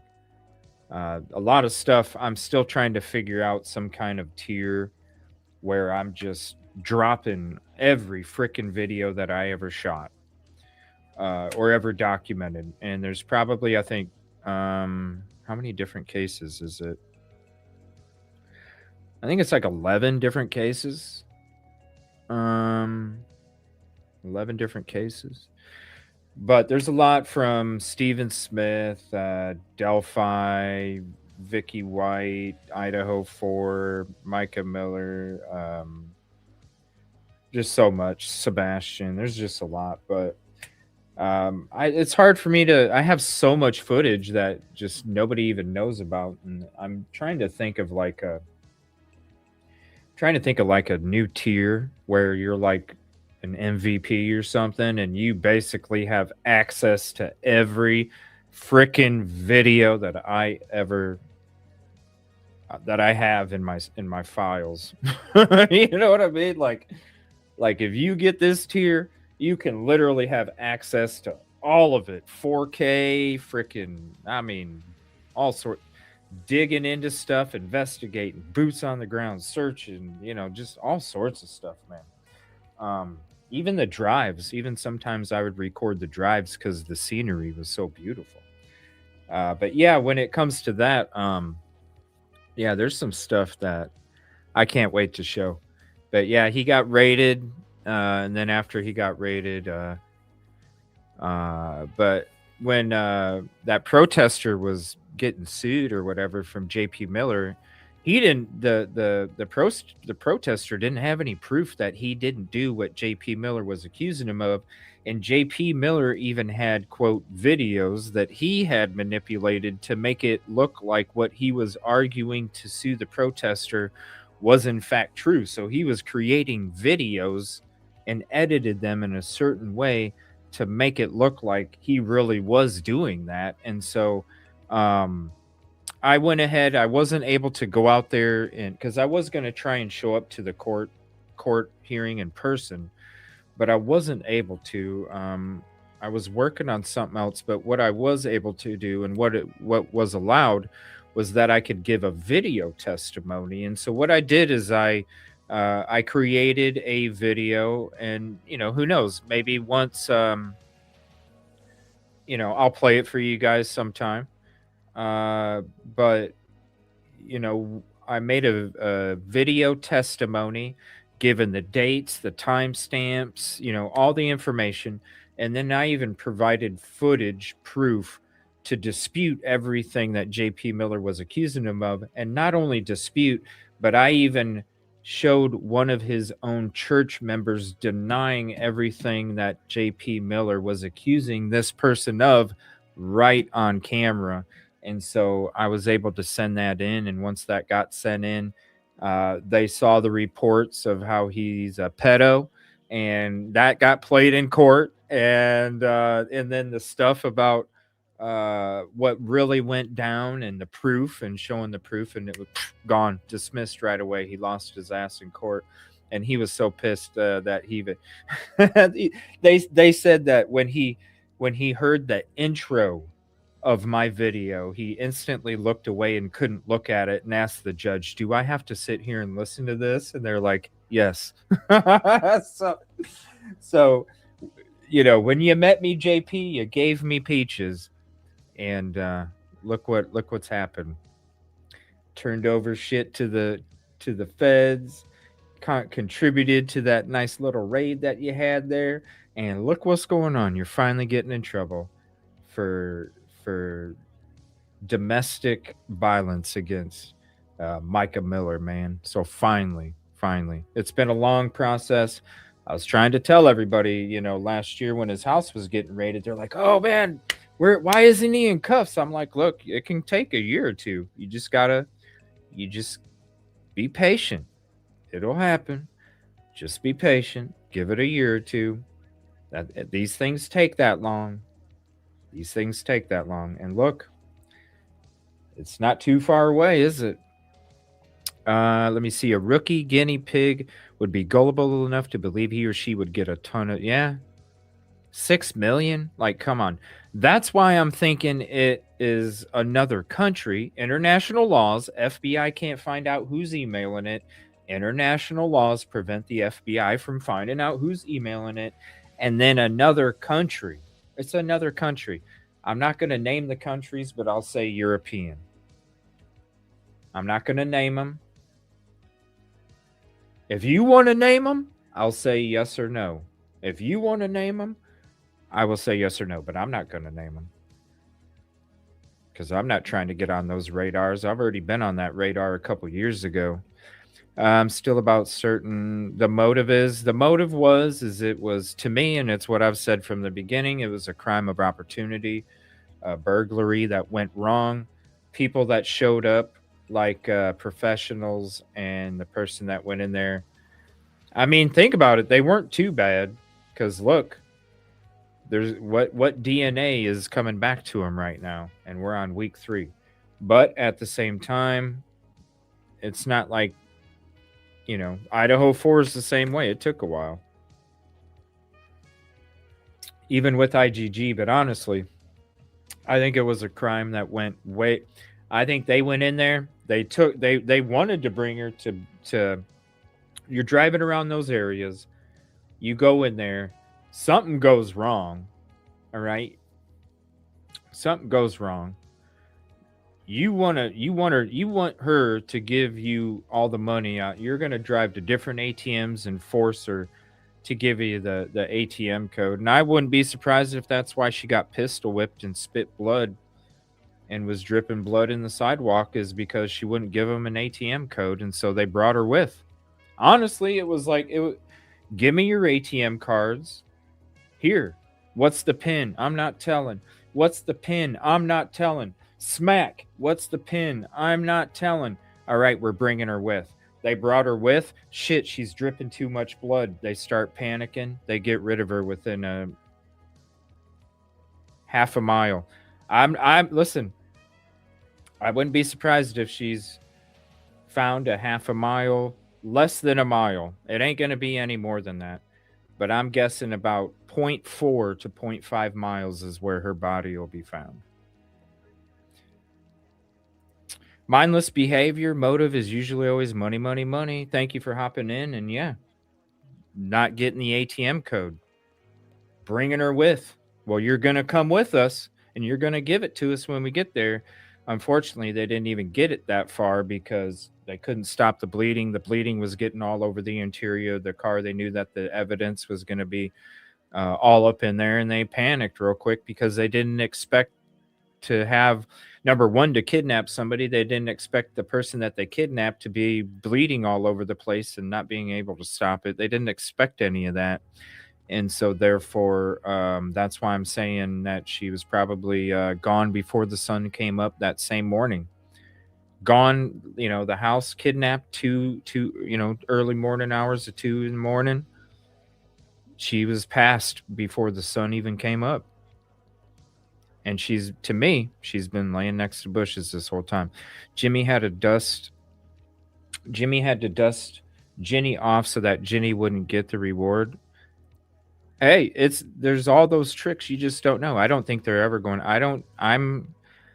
The what I'm thinking to you is like, look, if if if there is no, and IGG isn't perfect either. If they can't get anything off of the IGG, I totally feel the same way. To me, the IGG is that is the last source of information that they could get a lead from. Because look, if they were able to get a lead off of the holster, don't you think they would have? If they were able to get a lead off of the weapon, don't you think they would have? We're talking the FBI. They don't take days, they take hours and minutes. And we're talking days. You don't think they were looking for that holster when they first got that video? Yeah. And I guarantee you, they would have had somebody in custody already. So the holster, the gun, the mask, this Walmart dumb crap, none of it. And all because, in my opinion, the investigation was botched and contaminated from day one. When you don't even do a grid ground search, which is basic math, grid ground search day one of a missing person, still day 19 doesn't happen. That's basic math. That's why you don't have any leads. That's why this case might never close. And that's why it's so important to do a proper investigation, because the people that are in those positions, you took the position because it's for public service, and to do everything that you can do to protect the justice for victims, communities, and the fact that you're going to botch this, you don't care. You're going to cut corners. You're going to allow somebody to do this, and you don't care about the victim. Because if you did, you would be doing everything in your power to make sure everything is so well oiled that nothing is going to shut that engine down. That's when it's about the victims' families and communities. This one wasn't. So I'm waiting on the IGG. If the IGG, there's nothing there, well, then nothing's happening. And I feel the same way you do. Or I will, I should say.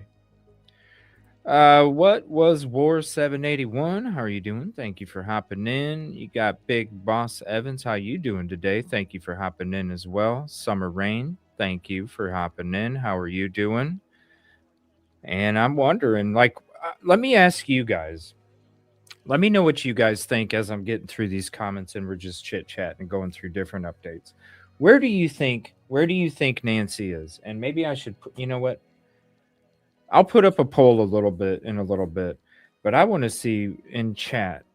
Let me know, where do you think Nancy is? Okay, do you think she's in the United States? Do you think Nancy's in Mexico? Do you think Nancy is no longer here with us? Do you think Nancy is still local? Like, is she in the United States? Anywhere in the USA? Is she anywhere in the USA? Is she in Mexico? Is she still in the Tucson area? Or do you think that she's no longer with us? Let me know in chat what you think or where you think she is. and then I'll check it out when I get to that part. I'm curious because I don't know. I've always thought once I seen that video and it wasn't some professional, I was like, yeah, she's gone. Like when I seen that crap job, the way that they showed up and it's less than rookie, I'm like, she's gone. She's gone. I'm sorry. There's no way that they would be prepared for any of that. She's gone, especially that blood. So that's what I've been thinking ever since. So what do you think with all this stuff that's come out? I don't know. What do you think? We love us some goodies. I do too. Sounds like you have some juicy stuff on him. Dude needs a new hat to cover his dome. Almost didn't recognize. Who's that? Who's that?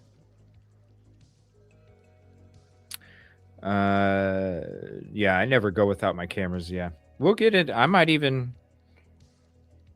like when we use Micah Miller. We're talking. I might use Micah's videos. I'll start trying to play more of my footage from the different cases when we do the shows.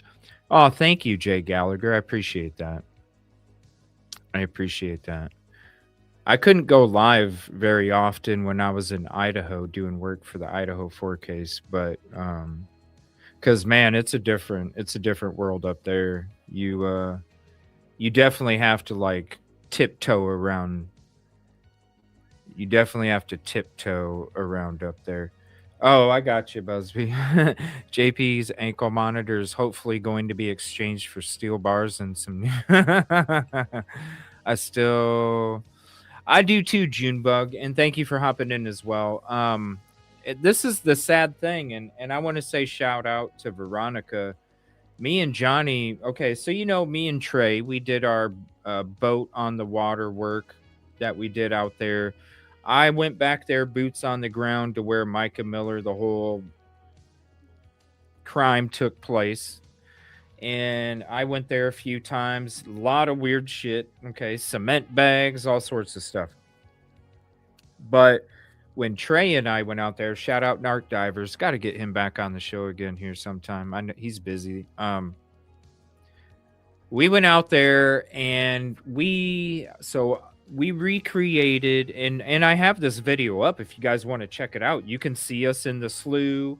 I have the videos up where you can see me take you back to where Micah was found and get out to where she supposedly, you know what I'm saying? The videos are up there.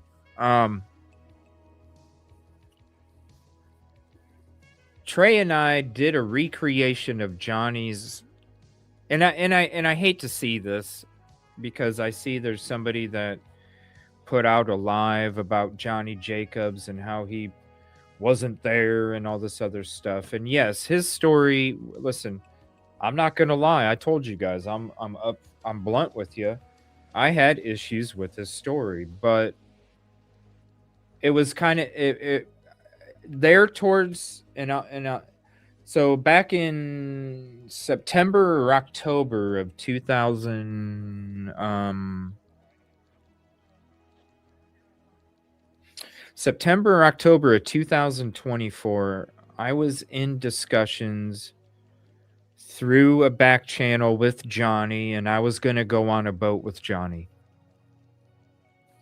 Me and Johnny were supposed to go on a boat, just me and him.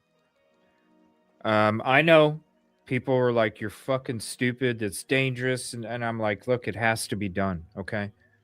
It has to be done.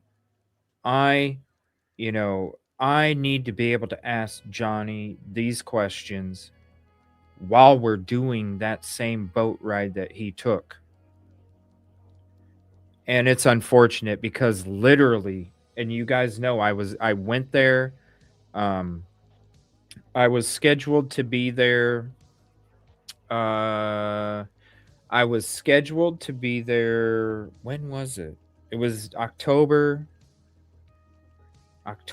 early November, something like that. Something popped up and I had to work on a different case. And I had to postpone that for like a week or something. And plus the water levels, there was something with the water level at Lumber River State Park where it was kind of dangerous. It was a flood level or something like that. Something to that effect. Something with the water and it was up too high. for that period. And so we were going to postpone it for a week too. So it was like, okay, that's cool. I got another case that popped up. I got to do this on it. That's cool. We can wait another week, let the water levels uh, go down a little bit. And literally, I found out that he died in that car accident the day or 2 days before I got there. And so I still believe he took a lot of information to his grave too. That's the thing. And that, you know, when I'm able to get together with these people, whether it be the family members or people that are connected, I'm able to have conversations, respectful conversations, real conversations with respect. And we're able, I'm able to, not that I'm prying, but I kind of am, but not that I'm prying, but the natural flow of the conversations between me and these people pulls some of that out. You know what I'm saying? And I really felt like, as dangerous as it was going to be, because if anybody knows that area up there, you already know how dangerous it was. And I went up there like 11 times, and you already know how dangerous it was. It wasn't a concern to me. It was about finding the answers and finding the truth. And I was really looking forward to going out on that boat with Johnny and being able to discuss all of that stuff. And it's just sad, it's just sad. So prayers to Johnny and your family. Very sad. And I documented the car accident too. You should go check that out too. Literally, I was like a day out. I had everything ready to go. I just had to wait, to the overnight, and then right before I was heading out on the road, I learned that he died in the car accident that day. And yeah, so it was. We there was still more to do. It's just unfortunate, to hear about that. But y'all shared the peaches. Yes, we did. I liked your coverage on all these cases. You talk to us and break everything down. Thank you. I appreciate the kind words and the support. I can see you tonight. It's just taken me a little while because I'm chit chatting, but I'm getting caught up. I'm only like 15 minutes behind, but we're just having some good conversation. No, I meant Jimmy Bush is getting. Oh! Hold on a minute. I thought you meant. Oh shoot! Where's that message? I thought you meant Johnny Jacobs. Oh no, that was June. I'm sorry.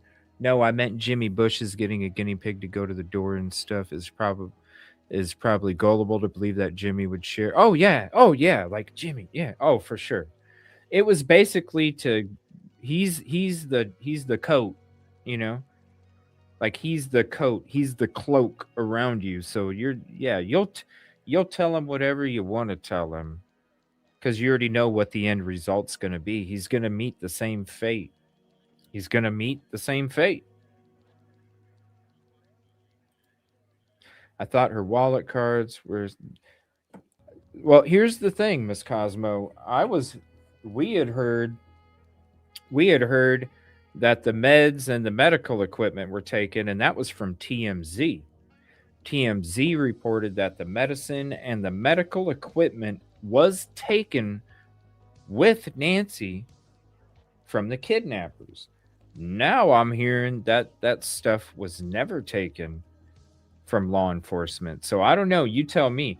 TMZ was reporting first that her wallet, or not her wallet, her meds and they said meds and medical devices were brought with when they took. They left with Nancy, is what they said. Medicine and medical equipment or medical devices left with Nancy with the kidnappers. Oh, yeah. Oh. Um YouTube's being weird. It really is. Like not last night, the night before, that shit was going nuts. I only heard her phone. Yeah, I don't know about the wallet. I was surprised they released the house that early. Yeah, and then they closed it down, opened it up, closed it down, opened it up. horrible. It was the beginning. What's up, Rosie? I saw you type it in there too. Let's see here.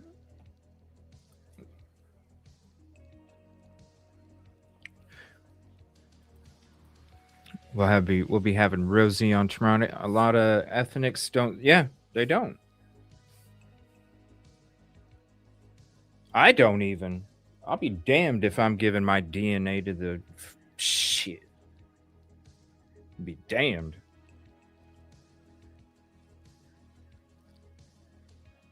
Mm-mm. You see the beginning of that TV show Prison Break? Shit. Once they got your DNA, they can put your DNA on whatever the F they want to put your DNA on. And guess what? Hey, your DNA matches. No, I'm good. I'm good. I'll keep my DNA in here, okay? That's where I'll keep it. Because then I know my DNA ain't nowhere that I'm not. So there you go. Not doing it. Not doing it.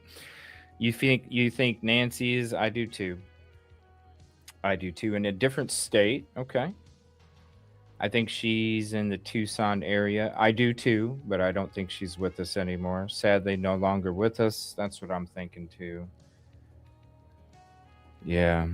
The swampy park is crazy. It is. It is. Probably gone.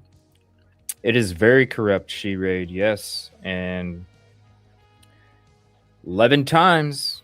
It's like when was it? It was the first or second time I was there. And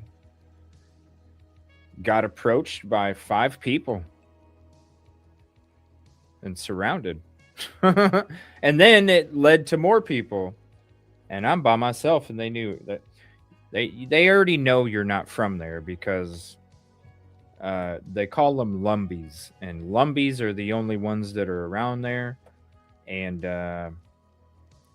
I don't look like a lumbie, so it was very obvious that I was not from there, which they knew. And we even discussed our ammunition. I'll just put it that way. They brought it up first, and because they kept telling me, you don't know where you're at, son. You don't know where you're at, boy. I'm like, I'm good. I'm fine. We'll have you running out so quick the bottoms of them soles will come off your shoes. I'm like, I'm good. Trust me. I'm good. And then they asked why, and then I showed them.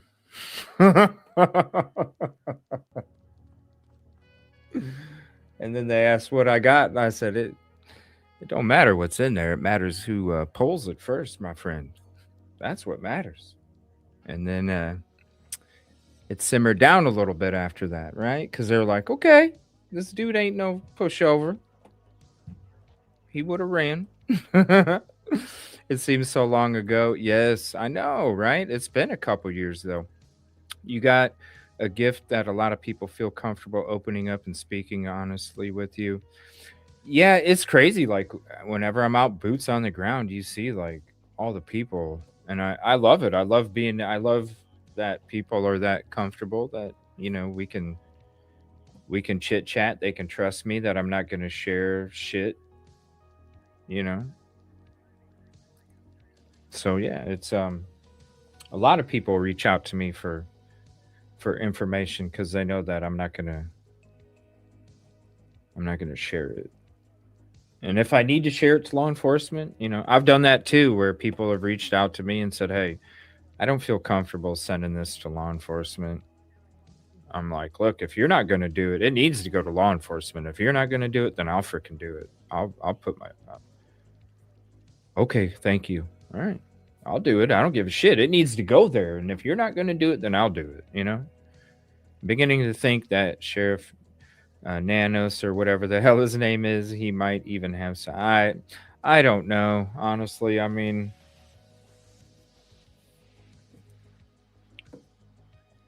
I don't know.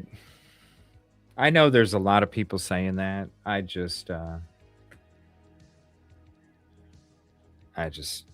think he's, my honest opinion is the dude doesn't know Tuesday from a Friday. All right. And I mean, when you get to that age and you start to like,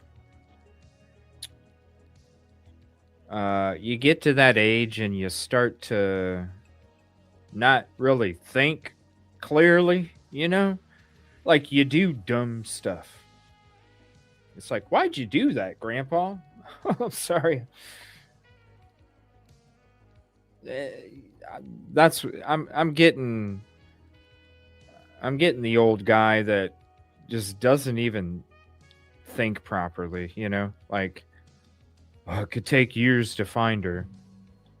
Or you go around and you do interviews on all these news organizations and you don't even wear your uniform, man. Like,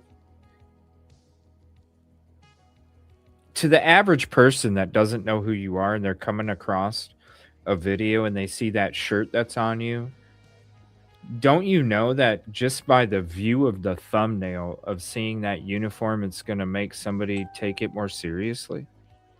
And the fact that you're wearing you're wearing some kind of uh plum shirt, like, ain't nobody gonna I don't know, the dude just he doesn't even help. I don't know. The dude needs to resign. I've been saying it for a while now. Like, you're not even helping the investigation. Literally, when you come out and say that it could take, you're on day 15, bro, and you come out and say it could take years, dude, right there. That's when it's like, you know what? Step down. Step down. It's like the coach for Kansas State that was like, they interviewed him after a loss a couple days ago, and he was like, most of these players ain't going to be on this team next year, and they fired his ass. Dude, you don't say the shit. Whether you feel it or think it, that's one thing. But you don't put it out there in the public energy, man, especially when you're talking about a missing person and their family can hear you. You don't say that because you don't even know what direction she left. So how do you know what time she could be coming back, whether it's 10 seconds or 10 years? You don't know. So the fact that you can sit there and go, yes, you know what? I know I'm on, like, in your head, you can go, yes, I know I'm on camera. I was just asked this question.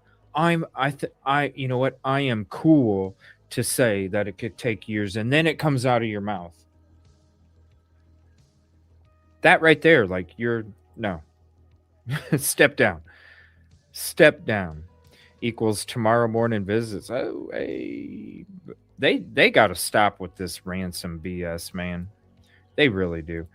Hell, I started online shopping after. Yeah, right. I started shopping differently. I used to tell people, like, back in the beginning, in the early Idaho 4 days when we were on our show a few years ago, and I was like, look, man, I love window shopping. I do. I love garage sales. I don't even have to buy anything. I love going to these places where you can find just small treasures that are just out of nowhere, Like, you can't even go to the store necessarily to find it. You find these small treasures. But when I go to the store, I like to look around too. And so I used to, take my time and I'd pick this up and read it, and check it out, and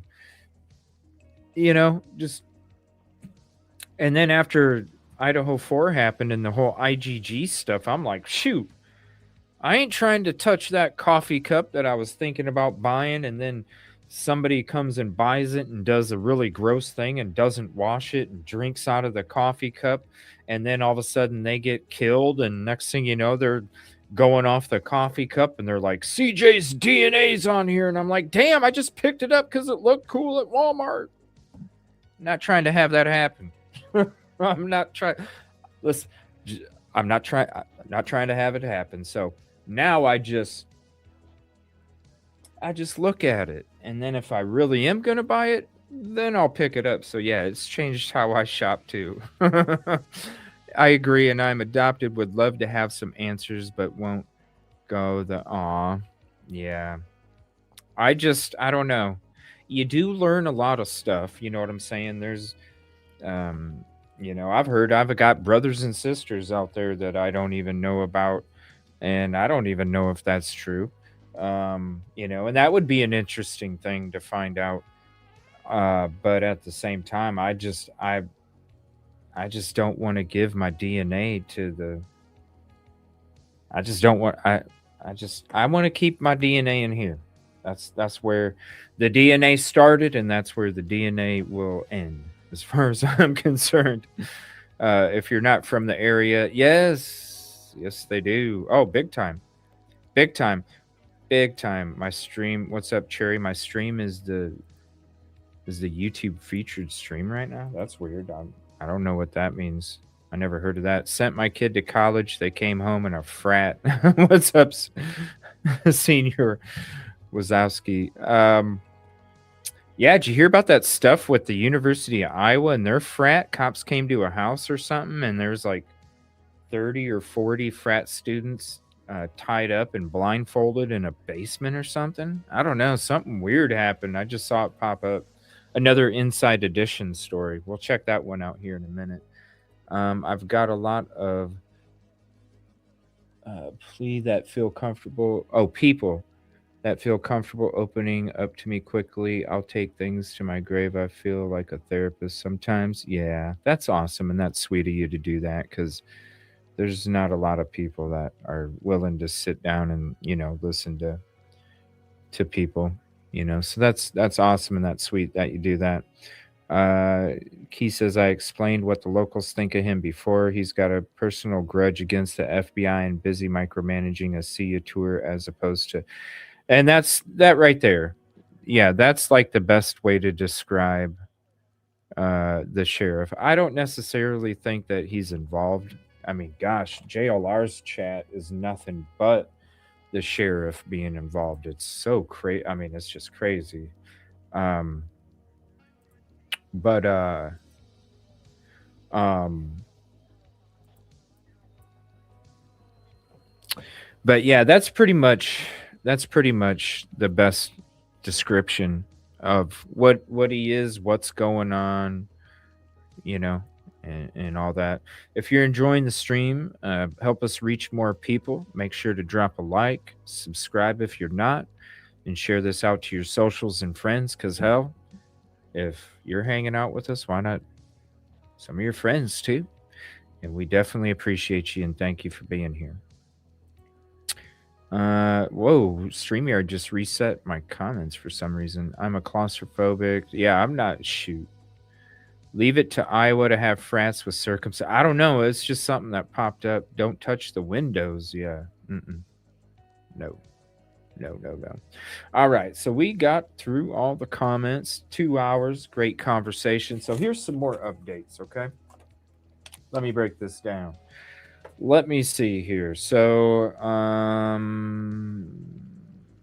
the FBI supposedly reached out to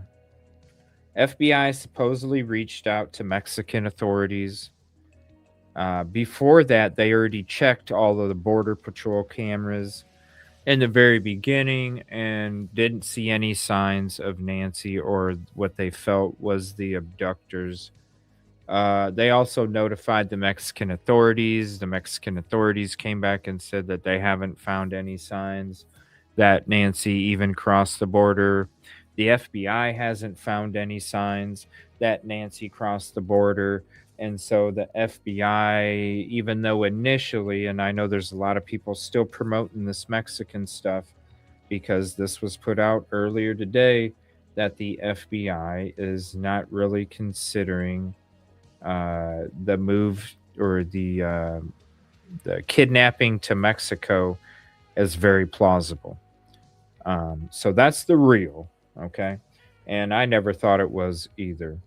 Let me see here. The gun store, they had the person at the gun store that they interviewed said that about 80% were Hispanic. The other 20% he didn't really specify. Did say that none of them looked like they matched the photo of the kidnapper. So I thought that was interesting. So, and he said instead of 40 names, they only had about 25. So now maybe it was just for that particular store. But I don't know. Who knows? That's just what was reported. Let me see here. New footage shows nothing. We already discussed that. It's basically somebody cutting through a yard and people trying to make something out of nothing just to try and milk your guys' heartstrings. Potential jury tampering. I went into that a little bit ago. When it comes to all this wild ass vile speculation and all this stuff that's being put out there, that is part of the circus. That is going to ruin any future jury pool. Because how are they going to know? I mean, I don't know.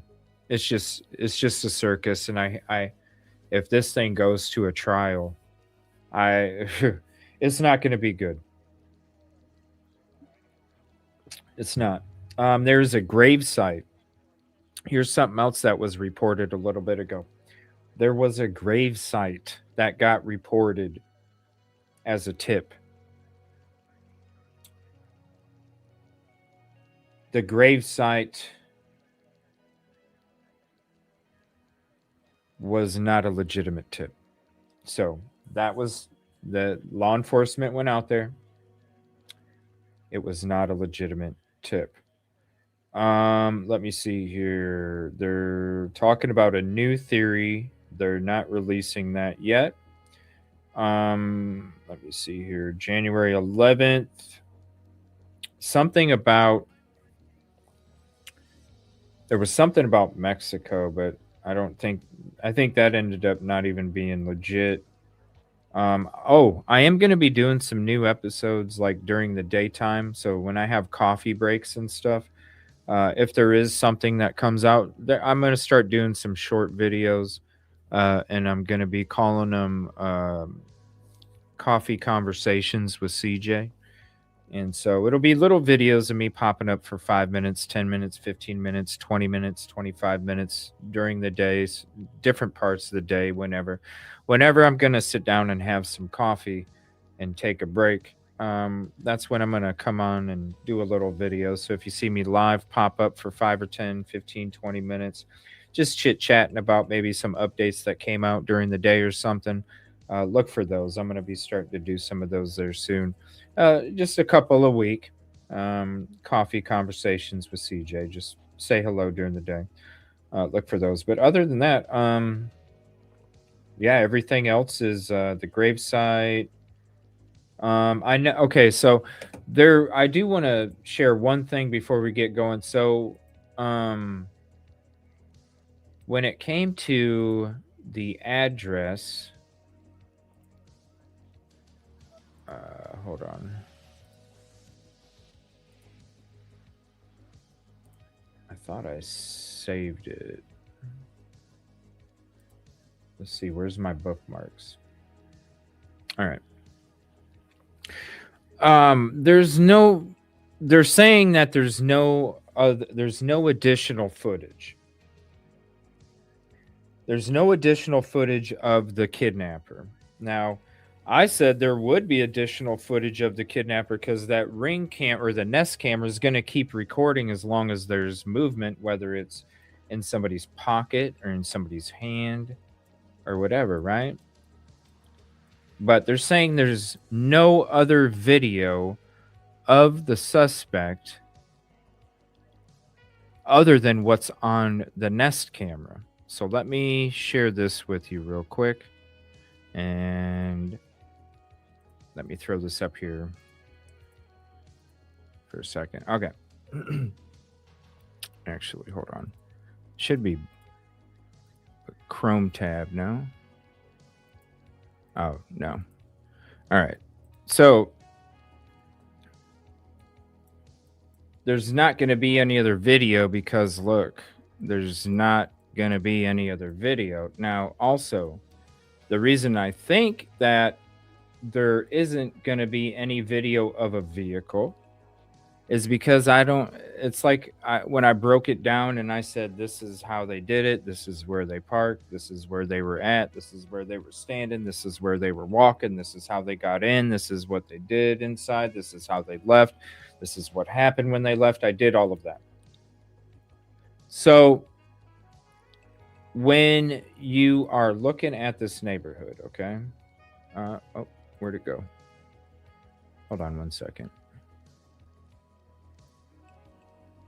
I gotta copy this real quick because it went away. Okay, so when we're looking at this neighborhood, okay? So let's layers, let's go terrain. Let's go layers. All right, why is it not? Okay, there we go. So when we zoom in here, okay, and this is her house right here, okay? This is her house. So when you're zooming in, okay, and we're trying, this is where the person was standing. They were standing right here in that video edit. So you got the door right here. They're standing right in front of this tree. And when that person walks in, they're walking over here in this direction, heading towards here. So they're literally walking over here and then heading over here to stand here when we do go through those video edits. So just keep that in mind. But while we're here, so you're looking at her house right here, okay? And then, so you go right here and you have somebody's house. You go over here, you have people where you could park, and you can literally walk through all of this area right here. You can walk through all of that area and you can literally do, nobody's going to notice you that much. So you can park anywhere. And look, you have a little turnaround right here. This is where I said they probably parked, was right here, and literally just walked right over to here and went up into that house. So that's where I think that that they ended up parking. Arizona doesn't require registration for firearms at a state level. That's kind of crazy, right? However, I live in a border town and there's a rumor of an elderly gringa that was brought to a few weeks ago, was told several locals who cross daily. It's a 4.5 hours, huh? I think that's where Brian Enton went. Not sure Ballard, but they're adamant. Let me see. I shouldn't be surprised. It seems like they find a way. I mean, yeah. I mean, even those the ghost ones, you know, you can be at the border in 45 minutes by car. I think, isn't that where Brian Enton went?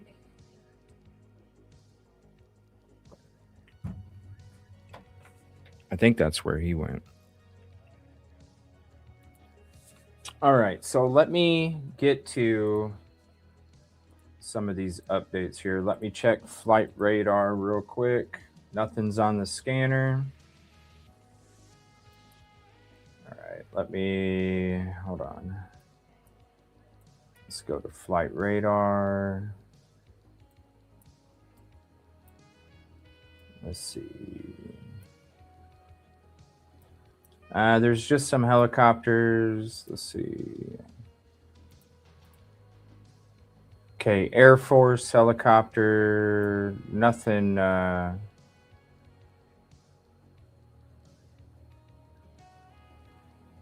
it's all like highway patrol stuff. Let me see here. Let's see if there's any other updates real quick, and then we're gonna go through some of these other ones. I'm gonna show you guys that hit piece from Inside Edition. It's kind of ridiculous. You can see it's mainstream media getting nervous.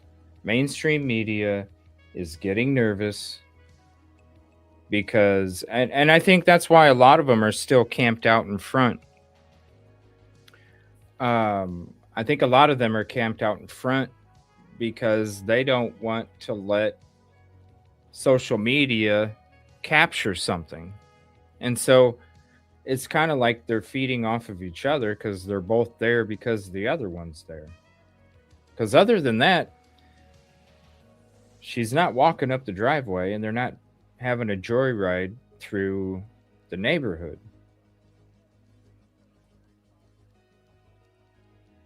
So they're kind of like hanging out there for each other. They're not really, it's nothing's going on out there. Let's go see what actually, let's go see what's going on with Dad's Gone Live here for a second while we, hold on, where's it at? Let's go to Dad's Gone Live for a second while I kind of see if there's some other updates. And let me share this with you real quick. And shout out to them. Go show them some love. I'm going to share the link so you can go show some love. Let me see here. Here it is. Share the link so you can go show some love. And we'll see what's going on over here. Live shot. Shout out to him. He's the most respectful reporter reporting information out there, not clickbait BS. It's not somebody that's gonna go crazy. They're gonna tell you like, listen, that's not confirmed, instead of other people are like, that's a good idea. And it's like, no, it's not confirmed. It's not confirmed. So I appreciate him very much. Let's take a listen. We're late in the stream here. Let's see what's going on over here. So go show him some love. Drop a like, subscribe over there at Dad's Gone Live, and leave some heart comments in the chat. Show some love. Go show some support and come on back. And tell him EvilleCJ said what's up if you go in there and say what's up. So this is Dad's Gone Live on the scene. Let's see if there's any other updates here real quick, and then we're going to go into some of these other ones here that we have for the show. Tomorrow night, 9:30. I might actually go live a little earlier, or I might do a daytime live. I'm not sure. Because something happened. Hold on.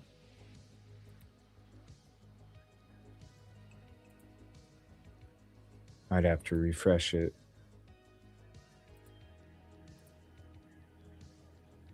There we go. Okay, go here. Are still pushing the backpack detail very hard. That tells you what angles they believe are important. All right, we'll listen to him for a second. Go show some love for sure. Dude's awesome. I need to hit the like too. There we go.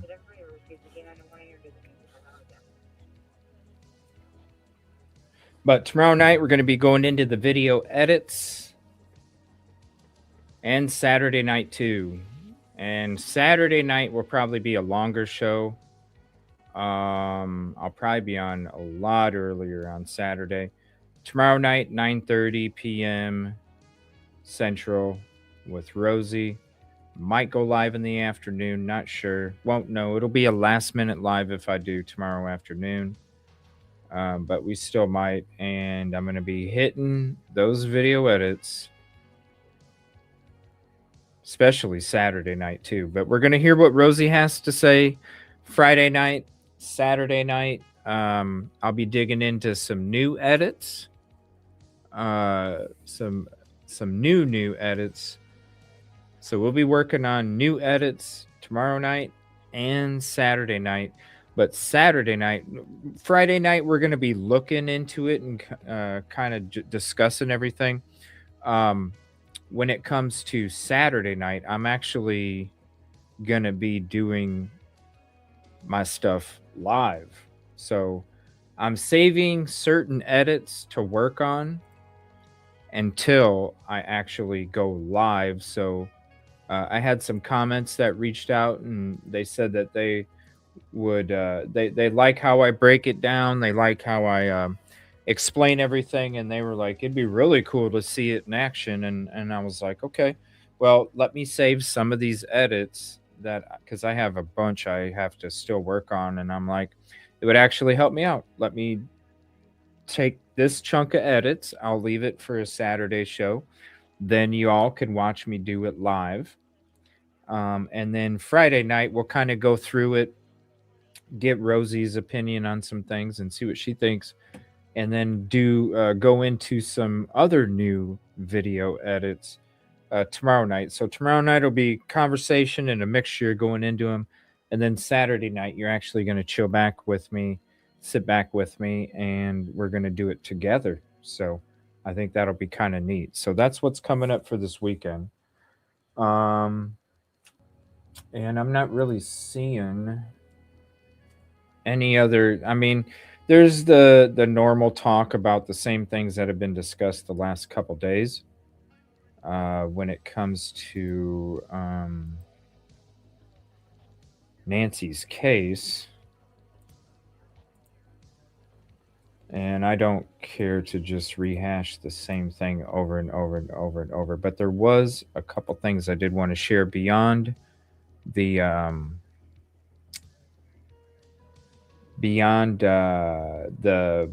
inside edition thing.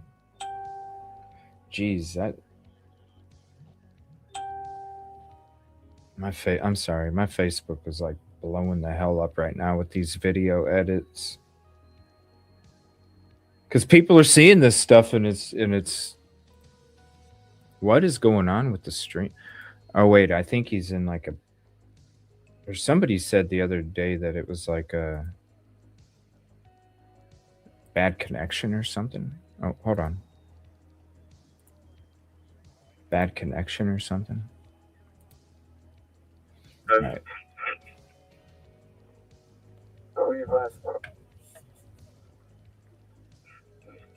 I talked to District 30. They're not busy. They're going to send me 2 cover officers if you're good with it.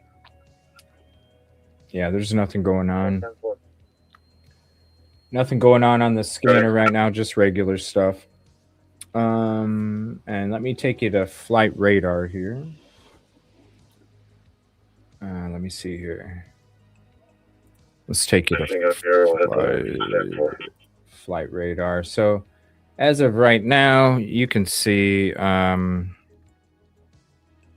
not much going on. You have your typical air traffic here that's watching, that's airport, watches the highway. And then this one right here is a United States Air Force, but they're just doing a routine pattern there. So nothing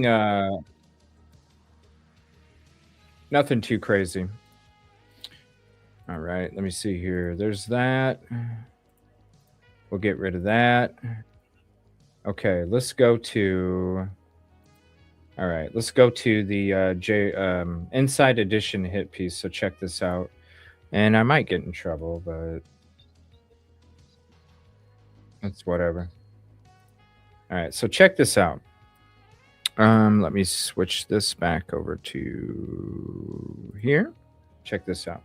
Cops say they've had it with the army of YouTube streamers camped out in front of Nancy Guthrie's home. We're here at Nancy's home to try to just get some information. True crime influencers from across the nation have descended on Tucson, streaming for hours on end. Now, there is a person that they did spot with a backpack going through someone's gate.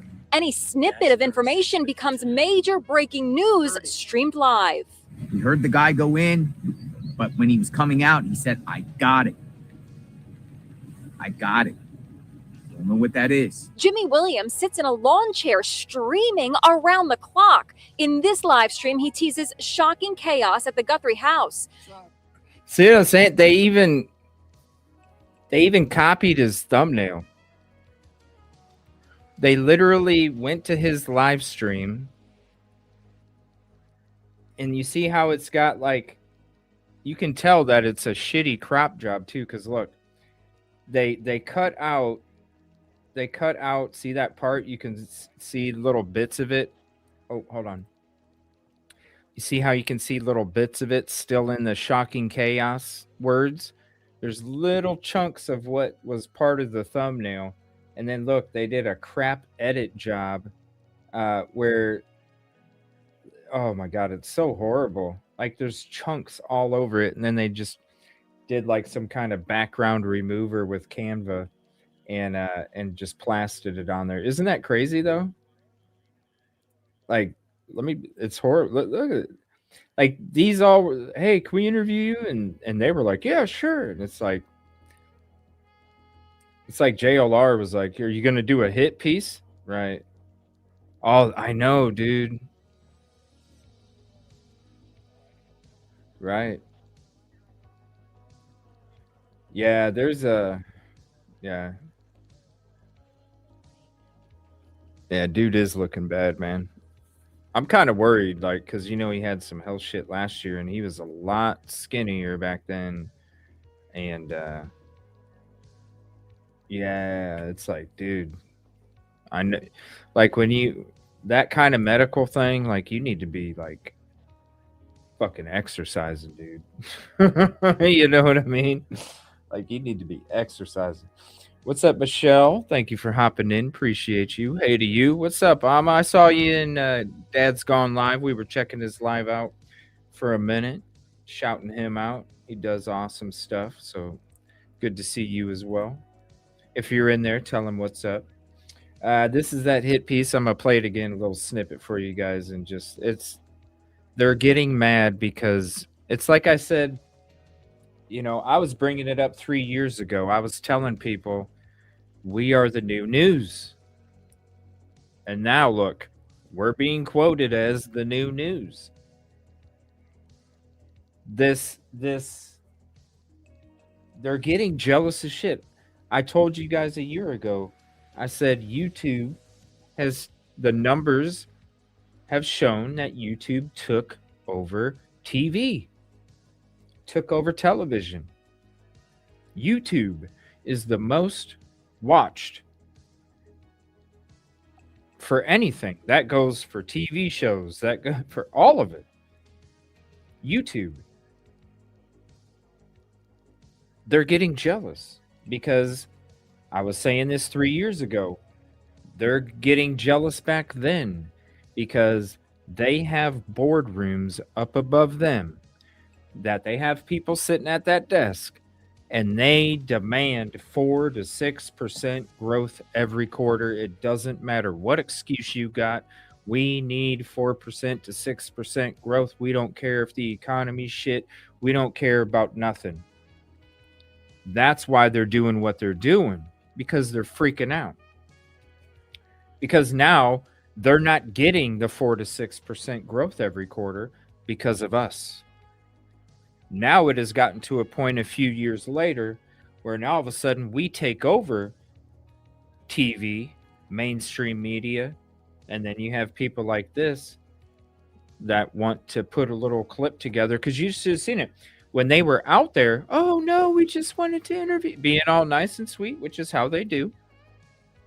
I've been bit myself, and I know JLR has, so that's why both of us would be like, nah, we're good. We're good. We're good. I've seen all the hit pieces happen to other people. Just like the Idaho Ford doc from a few years ago that was showing all sorts of people on YouTube and TikTok and all that other stuff. And I was like, I do not want to be a part of that because I know what's going to happen. And then look what happened. They all got trashed. I was like, I don't need that kind of attention. I don't. Not going to happen. They get mad. They can't keep going. Yeah, bring justice, right? Yeah, but they were being all like, oh, we're not going to. No, it's not like that. Mainstream media and how they spit. They do. Me neither. I haven't watched regular TV in I don't know how long. I literally, when I'm done, I have my own chill video playlist where I save docs and videos and clips of just whatever something I want to sit back and chill back and watch. And whenever I'm bored or I don't have nothing to do, which is rare, I sit back and I'll check out a video I saved for. Yeah, I don't watch regular TV anymore either, or regular news for that. I don't even watch my local news that much, ever. I don't. Yeah, they twist things a lot. Like to see go though. Yeah, there's certain. I mean, listen, when there's no self-reflection, you know what I'm saying? You're driving around in fucking Corvettes and three-wheelers and LED lights on your shit, and no, I mean it's you know, I don't know. I'm not gonna go there. But hey, if people are that stupid, they're that stupid. That's on them. You know what I'm saying? If I was donating like that, and I'm like, damn, that's where my money's going, so you can drive a Corvette when I could be paying for my own fucking Corvette. Fuck that. Right? Why am I paying you to drive something that I would like to drive? Fuck that. Fuck that. And to not have any like forethought of that, like, nah, I'm good. Nah. You don't have to. Yeah, no, we're good. If you live in the inner city, I live on a farm and it's very rural, but I lived and worked in big cities, and it's dangerous even in your yard if you have a nice car or something. Nice car. Yeah, that's what I'm saying. Like, if you're a criminal and you drive around the neighborhood that Nancy was in, if you don't find anything in that house that you want, you can literally be like, I know you got money in your bank account. We're going to the ATM and you're going to get money out of it. And that's the easiest thing to not trace. Because you can trace something that you take from the house. You can trace it. Because you got to sell it, trade it, get rid of it, hold on to it. There's, you know what I'm saying? It's all traceable. But if you're literally making them give you cash,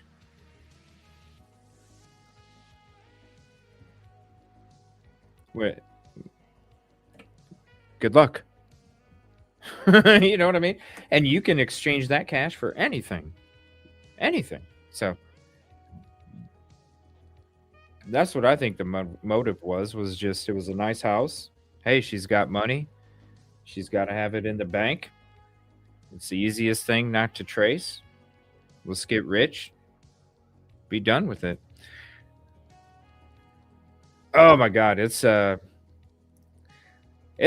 crazy though. I mean, and yeah, I'll just shut up.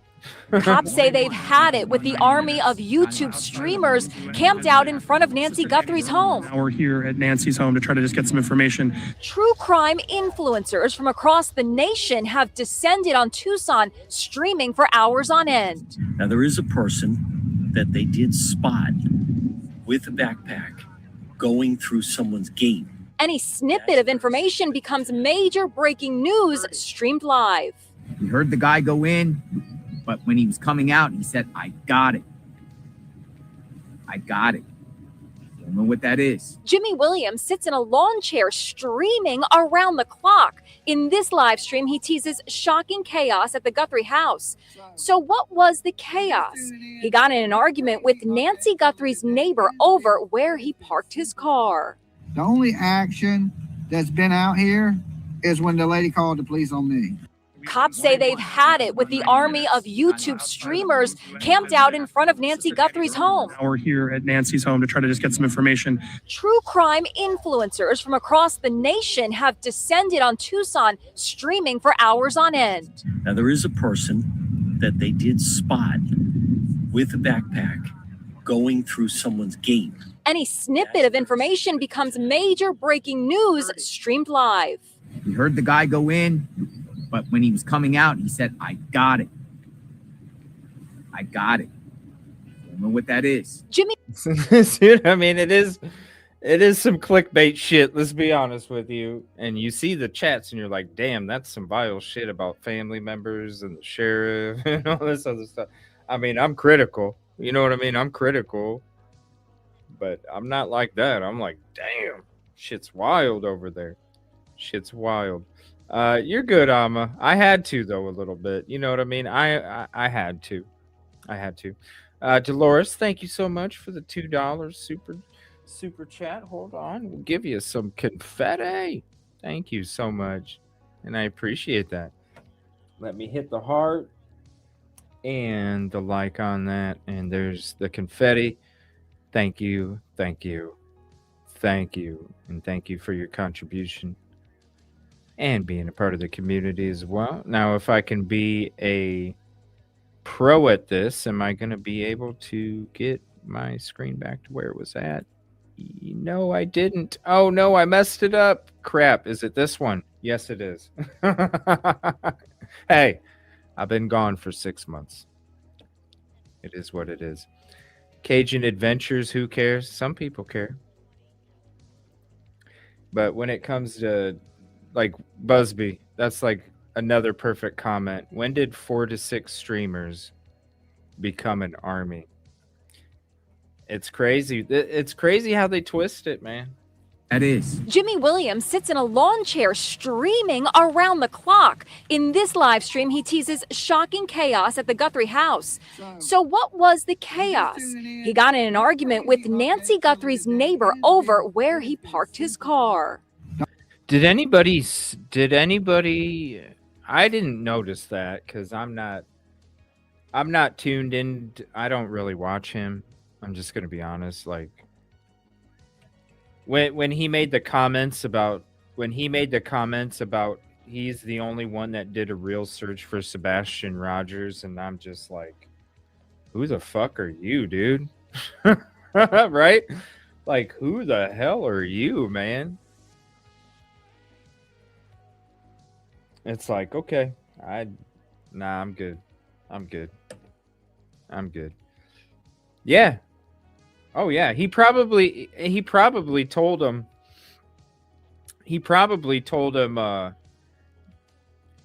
yeah, here's my real name, but just use Dolly. And they're like, okay. And then they used his real name. Yeah.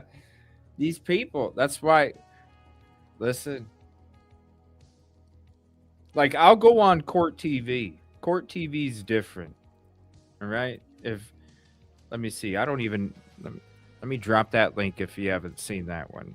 This is respectful shit right here. Court TV. Not this freaking Inside Edition. I just typed this. Let me see if this works. Let me see if that works. If I just type in Court TV, ! Court TV, does it pop up?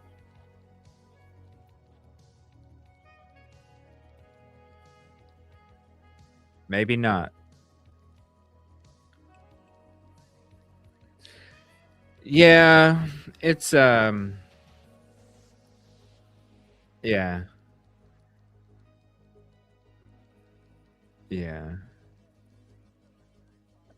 I'll just Huh, it's not working.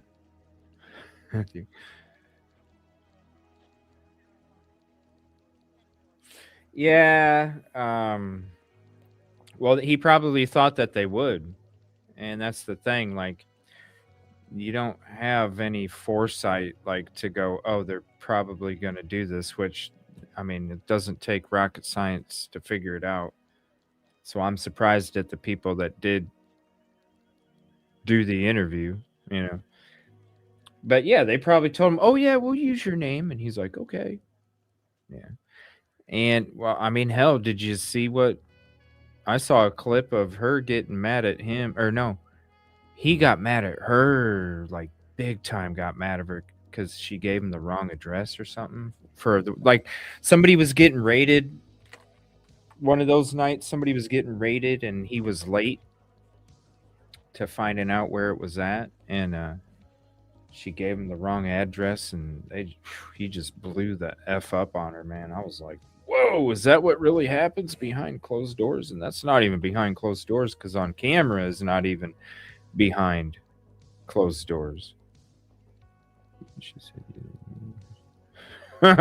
yeah, yeah. But yeah, it's crazy, man. It's crazy with all this. All right, let me see here. This was there was something I really wanted to go into and I lost it because there's so many. Mexico, let her go. New ransom note.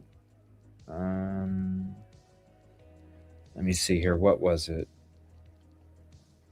DNA. Yes. Here we go. CC Moore. This is what I wanted to play this video from CC Moore. We checked her out, so we might have to revisit this episode in the future. If you, geez, Facebook. I'm telling you, people are loving my video edits on Facebook, man. It's like one after another. I need to put out.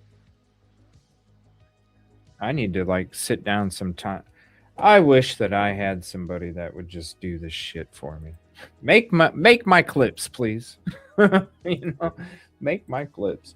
All right. I wanted to share this though. This is CC Moore. So we went into an episode that CC Moore was on. It was what was the podcast called? We went into it a couple years ago. They talked about the IgG because IgG was something new that was being introduced during the Idaho 4 case in the very beginning.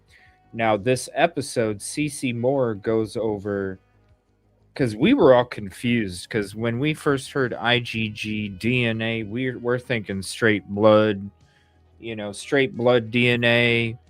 And as we started to learn about it from CC Moore, it was like, whoa, this is wild. This is even crazier than what we thought. And more detailed and like way beyond what we even, because when you're thinking DNA, you're just thinking back before that, you're just thinking blood and all this, but IgG, touch transfer, all of this other stuff. And it's very important. So she did discuss it and kind of break it down. So maybe, let me write this down. Maybe I'll go into it in a future episode coming up. Maybe that's something I'll do tomorrow, but I think I need to revisit that and then kind of revisit it again. It's been a couple years since I watched it, so I would have way more knowledge watching it this time than what I did when I first watched it. And then also, it's a good way to explain for anybody that doesn't really understand the capabilities or limits, I'll add, to the IgG.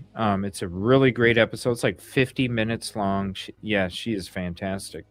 It's like 50 minutes long. Presumption podcast or something like that, I think is what it's called, with Sarah Azari. But it's really, and breaks it down. She does a wonderful job. And CC Moore is like the leading go-to person when it comes to this IgG, whether it's explaining it, working on it, breaking it down.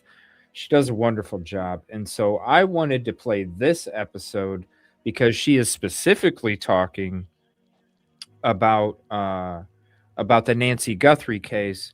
And so in the future, we will revisit that episode because I think it'll help a lot of people understand if they don't, or maybe even have a better idea or understanding of IgG after we watch this episode. Even me, two years later, watching it again, with everything that I know based off of everything that's came out and everything we've studied, I think it would help me even understand it. Even though I have a really, really good understanding of it, I feel like I could still benefit from giving it another watch. But check her out. This is on Arizona 15 ABC. It's a local TV station there.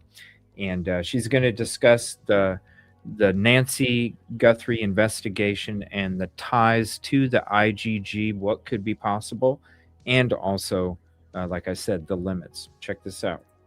Cece, thank you again for doing this. And I just want to start first with genetic genealogy. Can you kind of break down, just for people at home, What is this?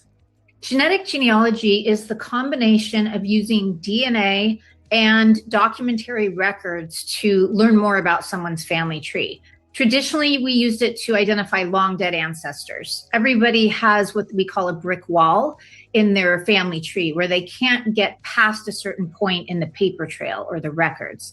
DNA can often help us get over that brick wall and learn more about our distant ancestors. Next, we started using it to help adoptees and people of unknown parentage find their biological families. And now we're using it to help law enforcement identify people from their DNA. We're only allowed to use it for violent crimes or to identify Jane and John Does who died without their identification. Okay. And we know that this is something that the Pima County Sheriff's Department is looking at when it comes to the Nancy Guthrie case. How long can it take, though, when you have a potential DNA sample and you go through this route of genetic genealogy? It can take quite a bit of time. Now, fortunately, the sheriff sent the DNA to a private lab that is kind of a one-stop shop.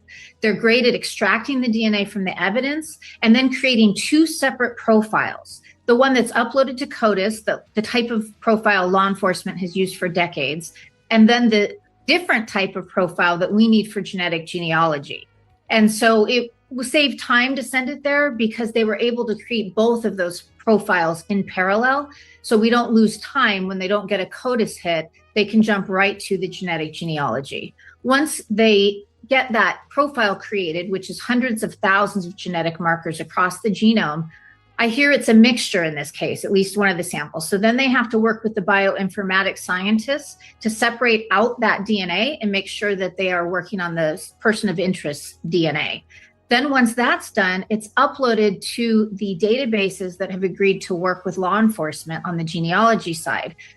Unfortunately, even though there are over 50 million people who have taken direct-to-consumer DNA tests, the top 3 companies have barred law enforcement's use. And so we are limited to the 3 smallest databases, GEDmatch, Family Tree DNA, and DNA Justice. So they will upload that raw data file to those databases where it's compared against everyone in the database that has agreed to work with law enforcement. And so then we get what's called a match list. But our match list is different than CODIS. We are not going to find that exact person. We are looking for relatives, and we can work with second, third, fourth, fifth cousins, and sometimes even beyond that, to reverse engineer the family tree of this person of interest based on who they're sharing DNA with. So the people that show up on that match list are really partial matches. They might only share 1% of their DNA, maybe even less. But that means that they have a common ancestor with that unknown suspect or person of interest. And so our job is to identify who those common ancestors are between the matches, right? Because we know who they are, we can build their family trees. So we're looking for patterns, overlaps, triangulations between the family trees of those individuals. So we're not just working with one match, we're working with a whole network, often a dozen matches, sometimes up to 3 dozen matches. And we're looking how all of those matches combine into one family tree. Who's that one person or immediate family that is related to all of those people sharing significant amounts of DNA with our unknown suspect. Now, when we say significant, again, that can be a very small amount, but it helps us to piece back together that person of interest family tree, ancestor by ancestor. We build forward in time, looking for the descendants of those sets of ancestors and how it all converges. And I know that this process has been used in other high-profile cases, like the Idaho 4, Brian Kohberger's arrest. I believe it was used then. How long, though, can this take for genetic genealogists to kind of pull and reverse that family tree? Once we get that match list, it can sometimes just be minutes or hours, and it can stretch out into years. The fastest I've been able to identify a person of interest is 20 minutes.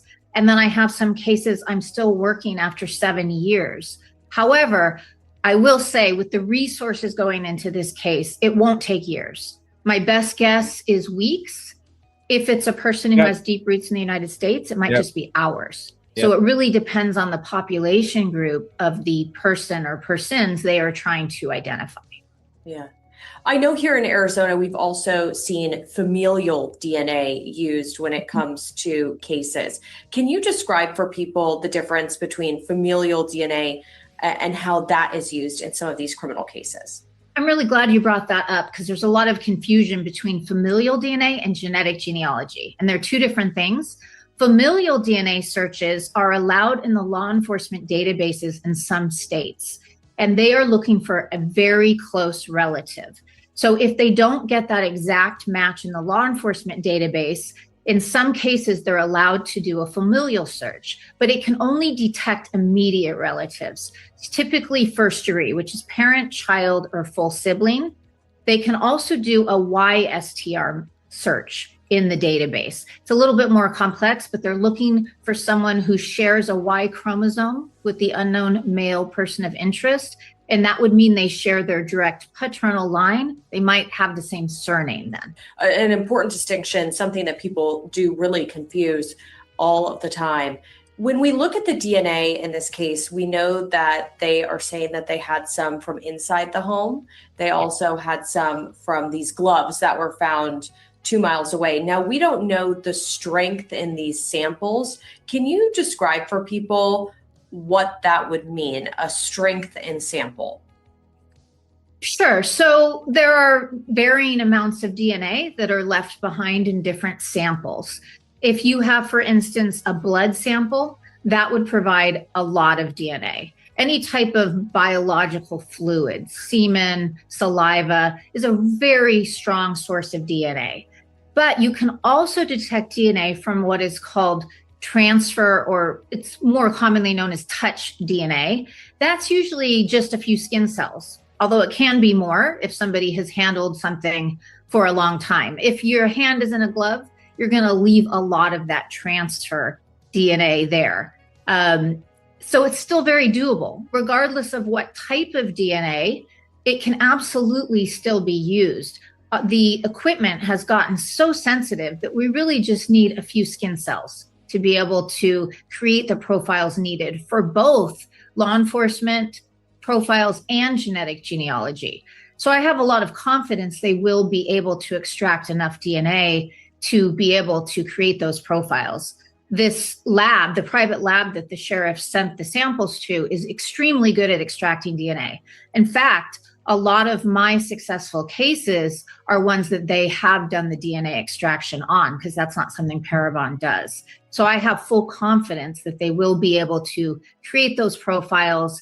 And once those are created, there's no doubt in my mind that these unknown DNA contributors will be identified. As we see these collections, right, we obviously had one in the home. We also have had search warrants play out, and we don't know exactly what they have gathered from those search warrants. But if they have had DNA, how long could this process take of, matching everything up or not matching everything up, where you see what that DNA is telling you? If they've collected DNA from persons of interest, that one-to-one comparison is extremely quick, and I'm sure it's already been done. And so that's something that is very straightforward. The same with the CODIS comparisons. They already have uploaded into that database, and we've been told they don't have a match. That also is very quick. The genetic genealogy, that can stretch out. It can either be a very quick identification, or it could potentially take weeks, even longer. I think with the resources on this case, it won't be longer than weeks. But if it is somebody who has recent immigrant ancestry, meaning if they were born in another country, their parents, their grandparents, and even back to the great-grandparents, it could take a lot longer because we just don't have as much representation in the small databases we have access to. If I was the Guthrie family, I would be begging Ancestry DNA, 23andMe to allow comparisons to be done in their databases, because it will be a much, much quicker identification. But they are very resistant to that. It's possible that the agency or the FBI could serve a warrant on those companies. I think it will be a big knockdown, drag out fight if they do, but I think that law enforcement will likely gain access if that happens. And in that case, he will be identified much, much more quickly. Yeah. Literally, it could be less than a week. That's why I'm saying if they get this DNA profile, if they're able to pull a profile off this DNA and they uploaded their DNA in the system, even their family members' DNA in the system, literally days. That's why I said, if they are able to pull something off by next Wednesday, we will have somebody in custody. Or maybe I should say Thursday. Give it a week. Next Thursday. If they are able to pull anything off there and somebody uploaded one of their close family members, themselves, yeah, next Thursday they're in cuffs. If they don't, like Tia said earlier, I don't think this case is going to be closed ever. If they don't, because there's not. That's a good question too. What's up, Osnap? Good to see you. What I want to know is if Nancy's DNA is found on any of the gloves. I'm sure they are. But that is a good question, because if they don't have her DNA on them, very interesting, right? I don't have a problem with the sheriff. He's keeping things close, and so what he went. I'm not worried about the game. This is when I had a major problem with the sheriff. When he told on an interview that it could take years to find her. Because we don't know. Nobody knows what direction she went. Nobody knows what, you know what I mean? They don't even know. It's easy to assume. Okay. It's easy to assume they left out the front door. Do I think that was, there's people out there bringing up like, holy crap. Sorry about the Facebook thing. There's people even bringing up like, was this doorbell camera after the crime? And it's like, you shouldn't be discussing true crime. You know what I'm saying? Like, does that look like a video that took place at the end of a freaking crime? I don't get it. I really don't get it.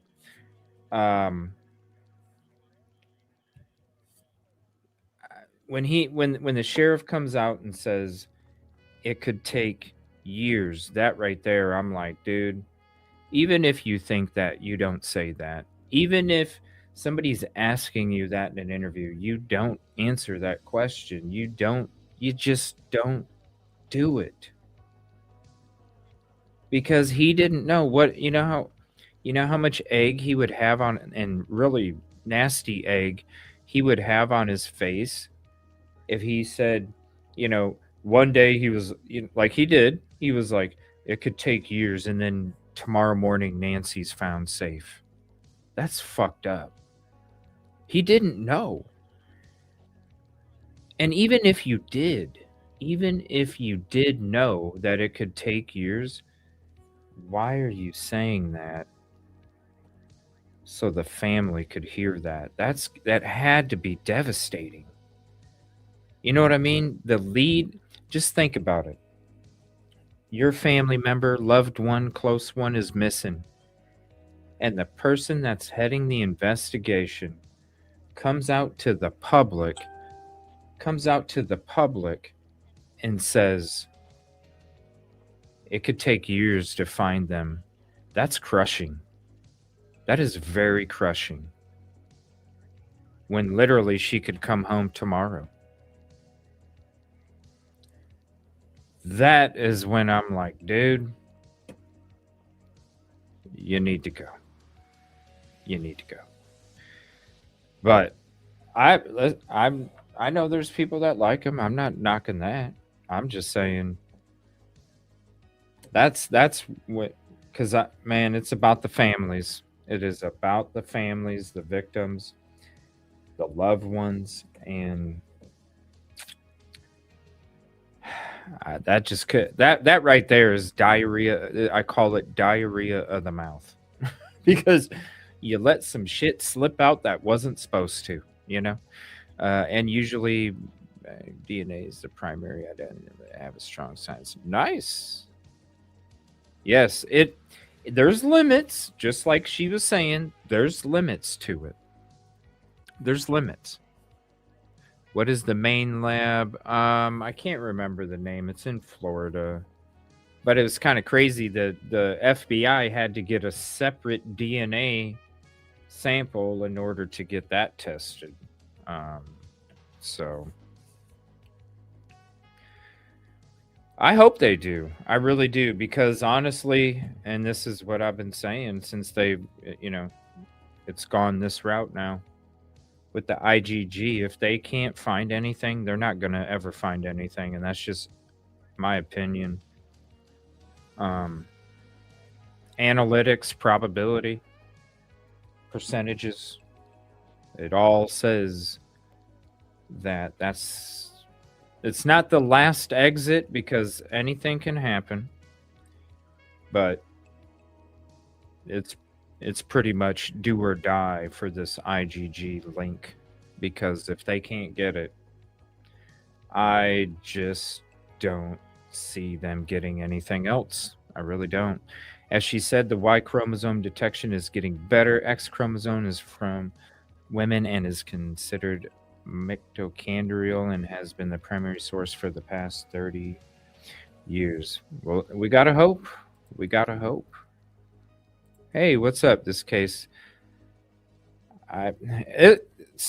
Sharon, it's like I was saying, once that camera video came out, and anybody, whatever that day was, you can go to my stream and you can see me talk about it. Now, once I notice how this criminal showed up, I'm like, this is less than rookie.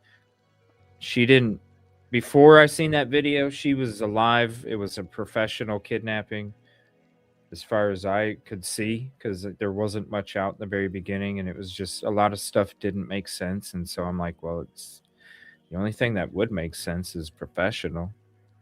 But when I saw that video of the person, the one we're digging into, and I'm going to give you a little teaser before I hop off tonight, because trust me, we got a banger tomorrow night and a huge banger Saturday night.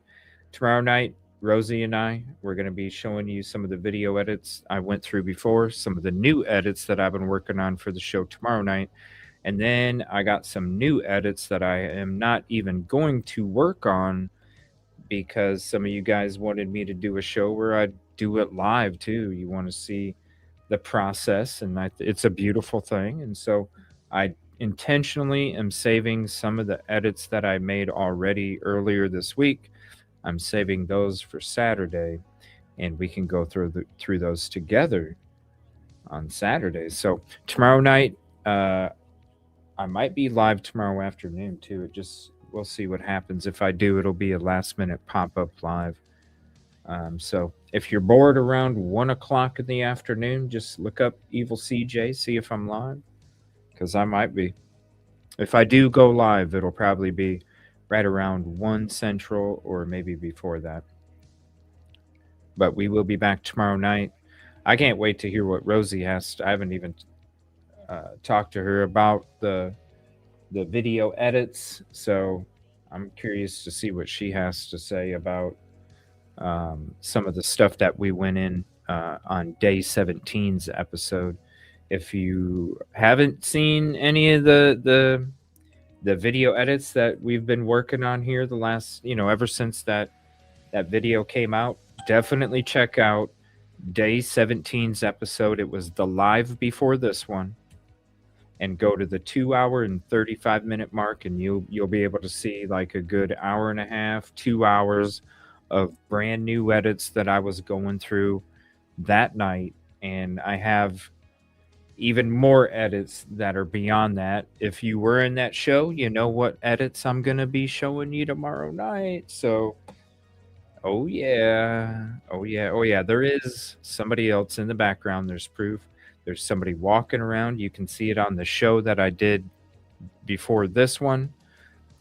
And just wait until we get into that stuff tomorrow night. Saturday night, it's going to be wild. I'm going to love it. I'm going to love doing this shit live, because normally it's it would be boring if you're like sitting here because I'm just clicking and twisting and tinkering and like changing and but yeah, when we're doing it live, you actually can see. And as I discover new things, because every edit that I've done from the beginning of these edits, every edit that I've done, literally there was a new discovery every time. The discovery in day 17, I knew somebody was standing at the tree. I knew somebody was off to the side standing next to the tree. And in the last show that we did, I actually discovered that the person was also walking on the left side too before. So they were literally walking from one side to the frickin' other side and parked right at that damn tree while dude was there. There were multiple perps. There's proof. I can't wait till tomorrow night's episode. I'm going to give you a little teaser as we end this show, just to give you a little something of what you can expect. And what I'll do is I'll play a couple videos. If you haven't seen them yet, I'll play one and I'll kind of show you a little bit of what we saw. But let's go to Dad's Gone Live real quick. Let's see if there's anything going on over there. Show some love over there. I'll drop the link for you. Let's see. Let's share this. I'll drop the link for you so you can go show some love. And let's see. And then I'm going to give you a little teaser here. Also, I'm going to go shoot some pool tonight. I'm not sure. I might come back here. I was thinking about making like a true crime pool haul.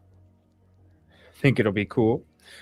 And then maybe playing a little bit of pool tonight. I don't know. Police simulator. I think we'll save that for tomorrow night. If you want to check that out, I did that a couple nights ago too. But I think I'm going to try this pool game. If anybody enjoys billiards, you can play on the PC, the tablet, your phone, Xbox, PlayStation, pretty much anything. You download Pool Blitz, ends with a Z, and then you can send a friend invite, and we can literally play just like that. I can host tournaments, can have a whole bunch of fun with it. So if you enjoy shooting billiards and you have a device, and what's cooler, Busby? What was cooler, man? You were able to play me in a game of pool, and you got to watch yourself play me on TV with the game of pool. You get to play and watch yourself play or watch other people. But I don't know. I don't know if I'll be coming back here tonight or if I'm going to be heading to the TV channel. If you are not subscribed to my TV channel, here is the link, EvilleCJ TV. I do play some other games over there, but I might come back here, or I might go to the TV channel. I'm not sure, but either way, I'm going to be coming back here in a little bit, and I'm gonna shoot some billiards and jam to some CJ's mix on Spotify. If you want that Spotify link, I can drop that for you too. Here, let me drop that for you too. You can listen to it even when I'm not around. Hold on, where did I put that at? Where did I put that at? I have so many damn links, I don't know where I put it. Oh shoot, where did I put it?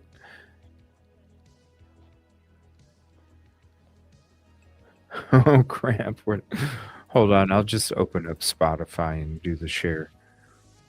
So here's my playlist. Let me see here. Share. Copy. All right, here you go. Here's the playlist. That's my CJ's Mix playlist. If you want to check it out, trust me. Let me see how many. I got 1,571 songs. You won't hear the same thing twice for weeks. All right? For weeks, you won't hear the same thing twice. Okay? Plenty of music. plenty of music. But yeah, I'll be back. We're going to be listening to live music, real music. I'll be taking song requests. If there's a certain song you want to play, you can request it as well. But yeah, you can download the game. Let me see. I don't even remember what. You can download Pool Blitz, whatever you want to play it on, Xbox, PC, phone, tablet, PlayStation, whatever. Basically anything. All you have to do is send a friend invite code to EvilleCJ number. Where did I put that? It's on my other layover stuff. What's the code? I'm sorry.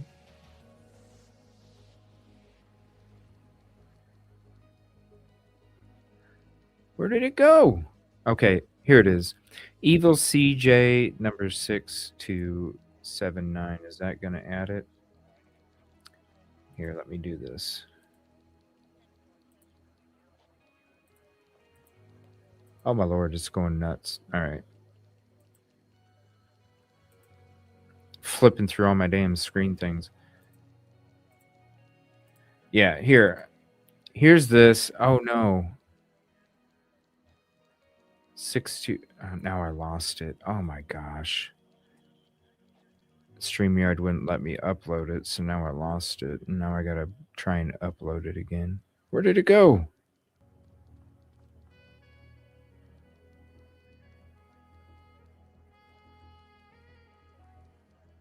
I freaking lost it. No, where did it go? There it is. Oh my gosh, this is crazy. Finally. There we go. If you want to add me, you can add me on any of these. Your phone, tablet, PC, Xbox, PlayStation. Just add me. EvilleCJ number 6279, and we can literally be shooting billiards. And you can have fun. Watch it on TV while you're playing on your device. Jam to some real music. Request a song. Be a lot of fun. So I'm going to go ahead and hop off for the night. We will be back here in a little bit. If I'm coming back here on this channel with some pool, or I might just kick it at the TV channel. Not sure, but either one, I will be on in a little bit playing pool for a little while. Come hang out if you're bored. Come say hi if you want. And we'll be back tomorrow night. Rosie, I might be on in the afternoon. We'll be back tomorrow night for sure. We're going to be going through these video edits. I'm going to give you a little teaser on one of the edits that we're going to be going through. And where, let me see here. Let me hit refresh.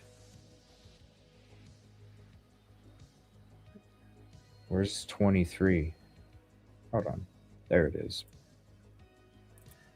All right. So in the video from last night, in this video, oh, where's it at?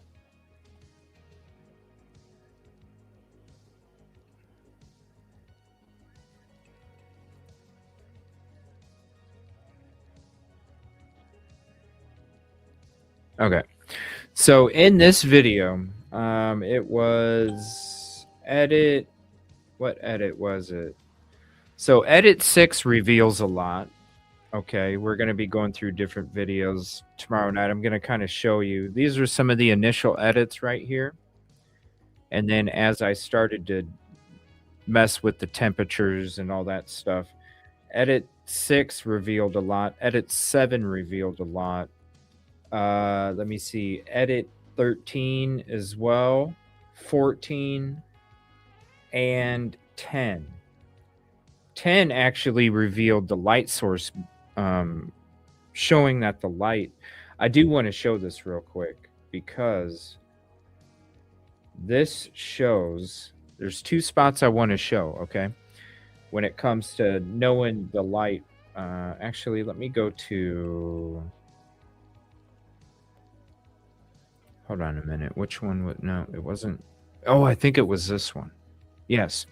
So this shows that the light source is active, right? So you want to, let me zoom this up. So with this video, and this is what I broke down in the last episode that I wanted to share with you guys real quick. All right, so you see this right here, okay? This brick spot on the wall.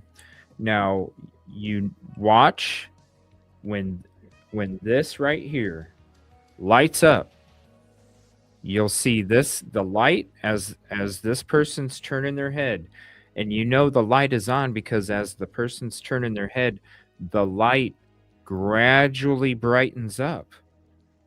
But when they're turning it on and off, turning it on and off, then you see the huge difference of how it goes from bright to dark. It's completely different, and that's how you know that this person was turning their head with the light on, and also this other clue right here. So if you pay attention to the lighting of this right here, okay? Now watch what happens. Watch what happens. Hold on. Watch what happens when the light gets exposed over here. You'll see this brighten up because the light source, see how it... Now watch. Let me go to this one.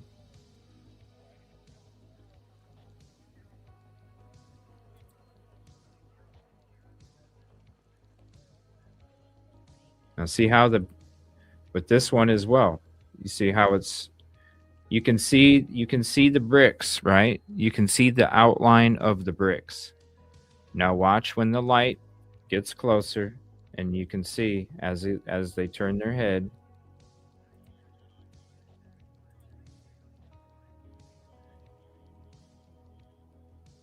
You can see it get brighter. And this brick area right here, because of the light source. Then you come over to here. Now you see right here, you see it's a certain color. Now watch, when they go to turn and right before they walk out, this illuminates just like the other light source illuminated this part. Watch. You see how it's getting brighter as he's walking out? Another sign of the light source. Now let me go to a different, and you can see, why is it, hold on a minute, 49. Why is it doing this? Come on. I'm not, no. Hold on.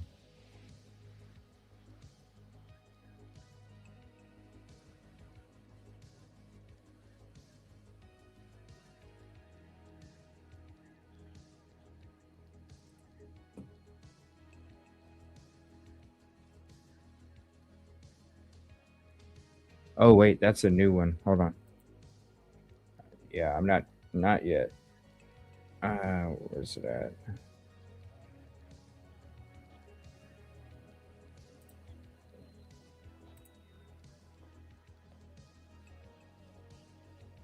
Okay, this will show you even better what I was talking about. Okay, now see how I kind of blended the things together because I needed to see, did this light source really illuminate this like I thought it would, but it wasn't for sure.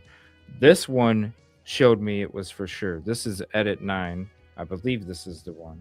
Sorry, I have so many edits. Now you see as well, when they're turning their head, you see it's a certain color, right? Now when they're turning their head,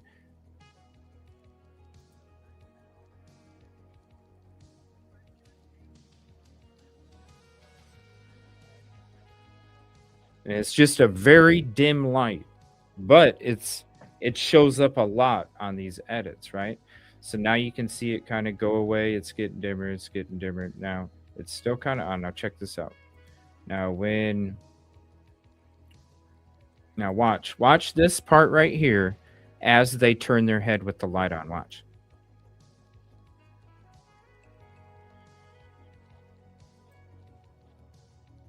You see how that little light, you see it here, but you don't. It's hard to see it anywhere else because it's not a light that spreads out. It's a light that's focused, right? I mean, it's a that just like when you're looking at it when it was doing the little flashes on the ground. You didn't see the whole ground light up from this flashlight. It's a flashlight that has a focus on it, okay? So when you're seeing this was the temperatures were changed on this edit, so because you had to see the other edits that I showed you before I showed you this one, so you could see kind of like I'm gradually going down, right? The first one, it was really bright. You could see the outlines of the bricks. It was like, but you could sit there and go, I don't know, maybe. Then the next one I showed you, it took out a little bit of that and focused more on the light illumination. Still, it was like, we're getting there. Now, this one is basically like, there it is. Whoop.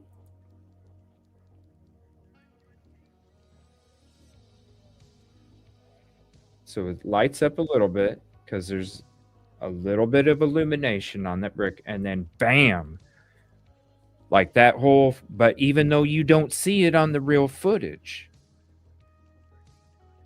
you don't see any of this. Just like you don't see him walking out with the light on, knowing that the light's on. You don't see the person going around in the background.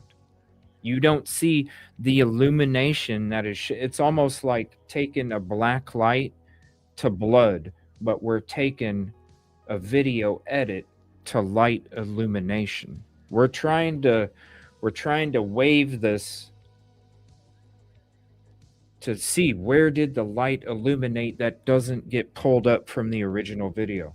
Just like the dude that's hanging out in the back that walks from the left to the right.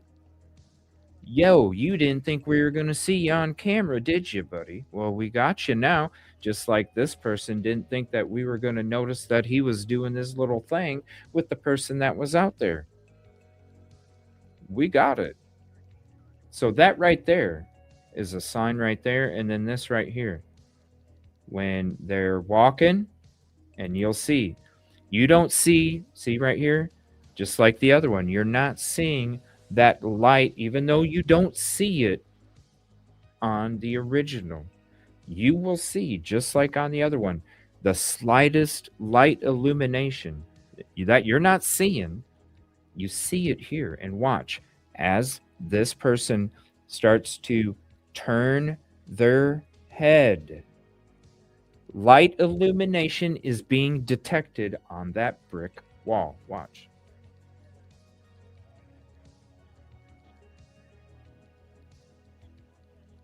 And then look at how bright it is as they're walking out. Light illumination is being detected. This right here, if you're like, I don't see it, you see it right here. You see it right here.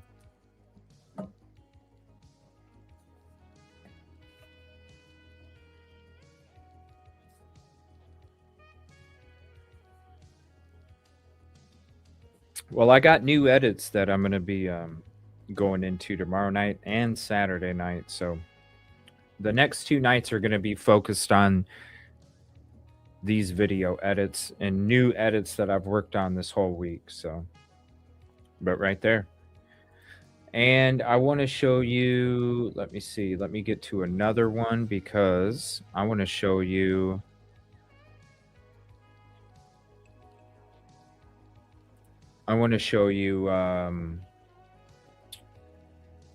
The other one that shows the person in the background real quick.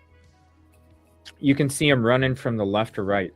Now, what? Let me see here. What? I believe it was... I think it was number... let me see here. I think it was number 7. Let me see here. Hold on.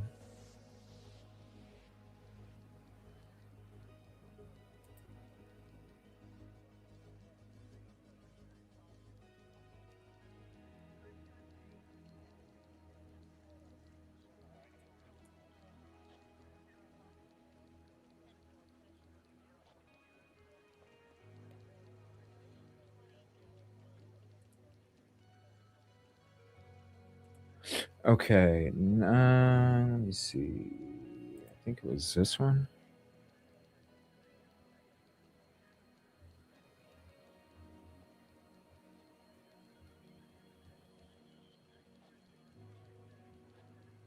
No.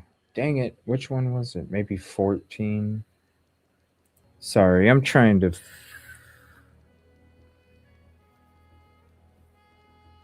I'm going to have to go to my show last.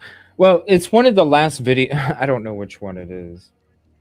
It's one of the last video. I think it's it might have been the last video that I went into the show last night, because that's when I know it's like a darker video. It's not like, I wasn't pulling light sources on this edit. I did that edit for the background focus. Let me think here. I think it's maybe this one.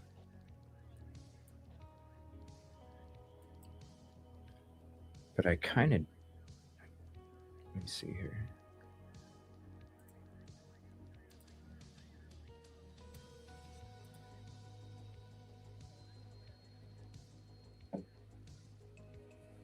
It might be this one, because the darker ones are pulling the clarity out of the background. That's how I was able to get, because the front one, the first ones I was focusing on trying to see because when you first go through the first, like the original, you just see the clicks looking down at the thing. So people are like, oh, they're looking for snakes. And I'm like, man, there's something. No, it doesn't make sense. So then I start doing those video edits, and that's when I saw, holy crap, the dude's light was on as he turned his head looking down at the flowers. The light was on before he grabbed the flowers. Then I did more edits, and then I discovered that the light was on before he even walked out of there. Then I discovered that the light was for sure on, because I could see them turn their head and the light get gradually brighter. So that, yeah, see how you can see the difference between flashing and turning it on, and it being on as you're turning your head. And then I got the person in the background, because when I first learned about them walking out with the light on, well then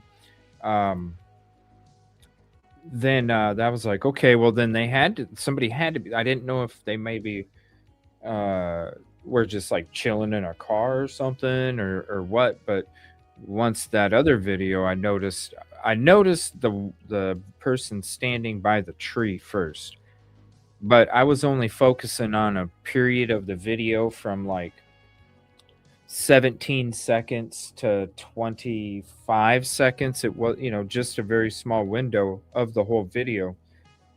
And that's really all I've been focusing on this whole time. There's still more video that I need to go through. So really, I've only been focusing on like a 7-8 second part. And because in the beginning of the video, that's when I saw, holy crap, the dude's walking from the left to the right before he's even standing at the damn tree.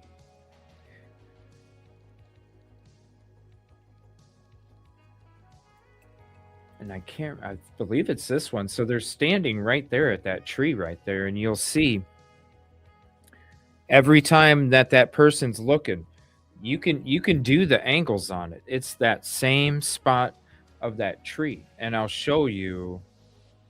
Let me show you here. Let me play this. I'll pull up the drone photo so you can see what tree I'm talking about. Yeah, here we go. Okay.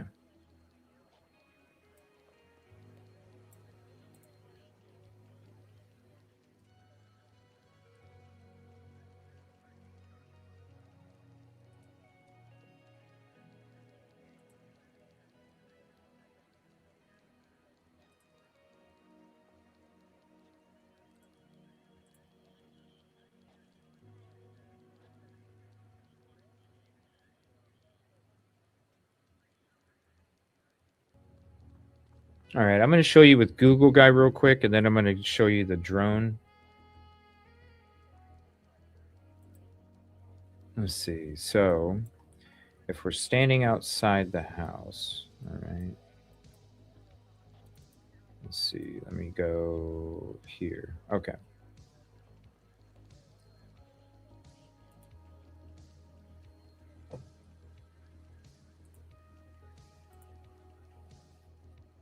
For some reason, let me see.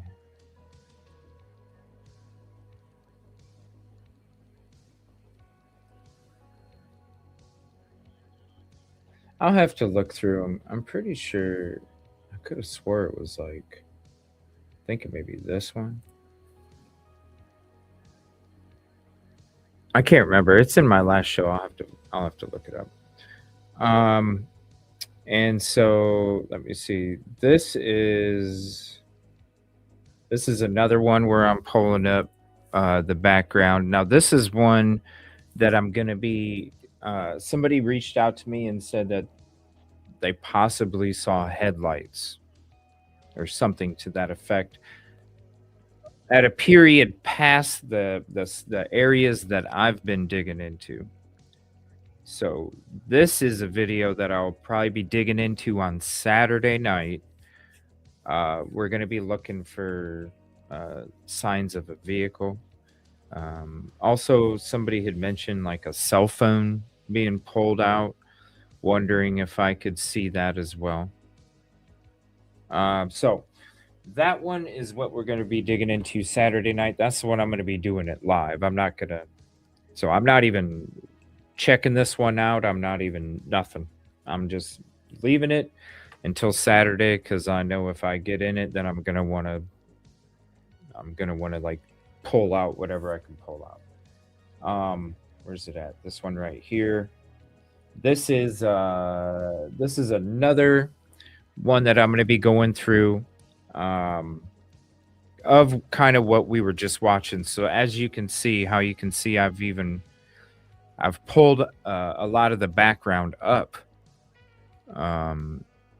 as best as I could. Again, I'm gonna play the original for you so you can see the complete difference of what is shown on that, how it doesn't really show anything, and then these edits that we're going to be going through tomorrow night, Saturday night. Don't want to miss them. Definitely going to be bangers. And if you want to check out all of this stuff, go to the last episode that we did, day 17. Go to the 2-hour 35-minute mark. I break down like I think 8 or 9 videos that basically some of the stuff that we were watching tonight. You can actually see it all on that show. I don't want to drag it out too much, but we're going to be going through new stuff. Some of this stuff right here, I'm pulling out the background even more on some of the stuff that we were just watching. As you can see right here, you can actually see trees and things like that. Yeah, we're going to be pulling this out. So check that out. This is, let me see here. So I want to show you the Google guy, and I want to show you where this person was standing. Okay, so relative to what you see on this camera. So if it'll let me switch it, let me go to the Google guy first. So I'm going to go here. I'm going to show you this. All right, so as we can see, this is on the ground at Nancy's house, right? You got the door. You see this tree right here. This tree right here. That's where they're standing, okay? They're walking from over here, going across here, going across here, and then they're standing right next to this tree off to our left. If we're looking at the TV screen when we have the video up, they are standing at the tree off to the side. So they're not right in front of it. They're right off to the side as they walk from over here to over here. So we go to a drone photo.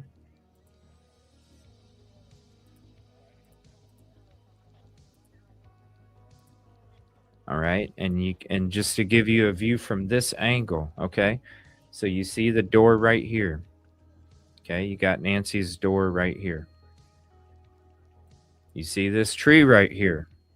That's the same tree that I'm talking about. This person is walking over here and then stands next to the tree while the person is coming out here looking over at them, standing right there. So that's the tree, that's the spot, that's the view, bird's eye, Google guy, and then the video. We're going to be pulling more into that tomorrow night. And then I will drop the link so it's easier. You can just go watch it over there after you're done here. I'm going to be dropping the link for the last live stream that we did. And then just go to the 2-hour, 35-minute mark, and you'll be able to see me break down all of the videos that I would be breaking down right now. I just don't have the time to do so because I got to shoot some billiards too before I hop off. So here's that. And let me see here. Bob's never what they get what what happened? You were signing on. I know, I thought I was too. I know, I'm sorry. Yeah, the movements tell me older person. I was thinking maybe they had something weighted in the backpack, but we can dig into it some more, trust me. We'll be digging into it some more, trust me. But seriously, if you haven't seen the video, I should just make like a video edit, but really it's like an hour and a half that I dig into those videos, and I dig into all of them. You trust me, like the little stuff that I showed you tonight, you watch that last episode, that link right there, and you go from 2:35 on, 2 hours, 35 minutes on, and you see the different things and things are being revealed live on the stream. Yeah, like I already knew and saw some stuff because I was already working on those on Sunday, but some of the stuff you just like the guy walking from the left to the right, I never saw that until we did that show. So I can't wait to find out what we go through. I can't wait to hear what Rosie has to say. Maybe Rosie is gonna see something we don't, so we can focus on it. I will. Well, then definitely come back. I do that in that link. So definitely go check it out after we're done.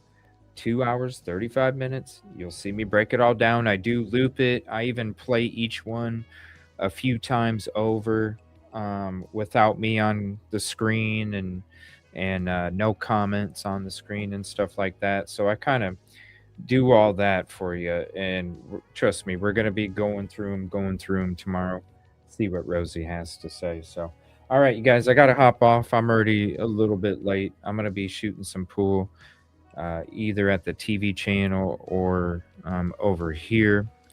Again, I don't know where I put if you're not subscribed to the TV channel, here's the link. Go sub up. I'm probably gonna go over there, but I might get a wild hair and back up over here. Oh my gosh, YouTube rejected my comment. Okay, well, there you go. There's the link, EvilleCJ TV. It's pretty easy. All right, love you guys. We'll see you, and let's dig into this stuff together. Friday night, Saturday night, it's going to be beautiful. We're going to do it together, community thing. And I don't know. I'd like to maybe have some other, maybe I'll open up panel and maybe invite some of you guys up and see what you guys think live. What's up, Molly? Thank you for hopping in. Love to you. Appreciate you guys. And we'll see you in a few if you want to come watch some billiards and request some good music. Love you guys. Stay safe. And we'll see you on the next one.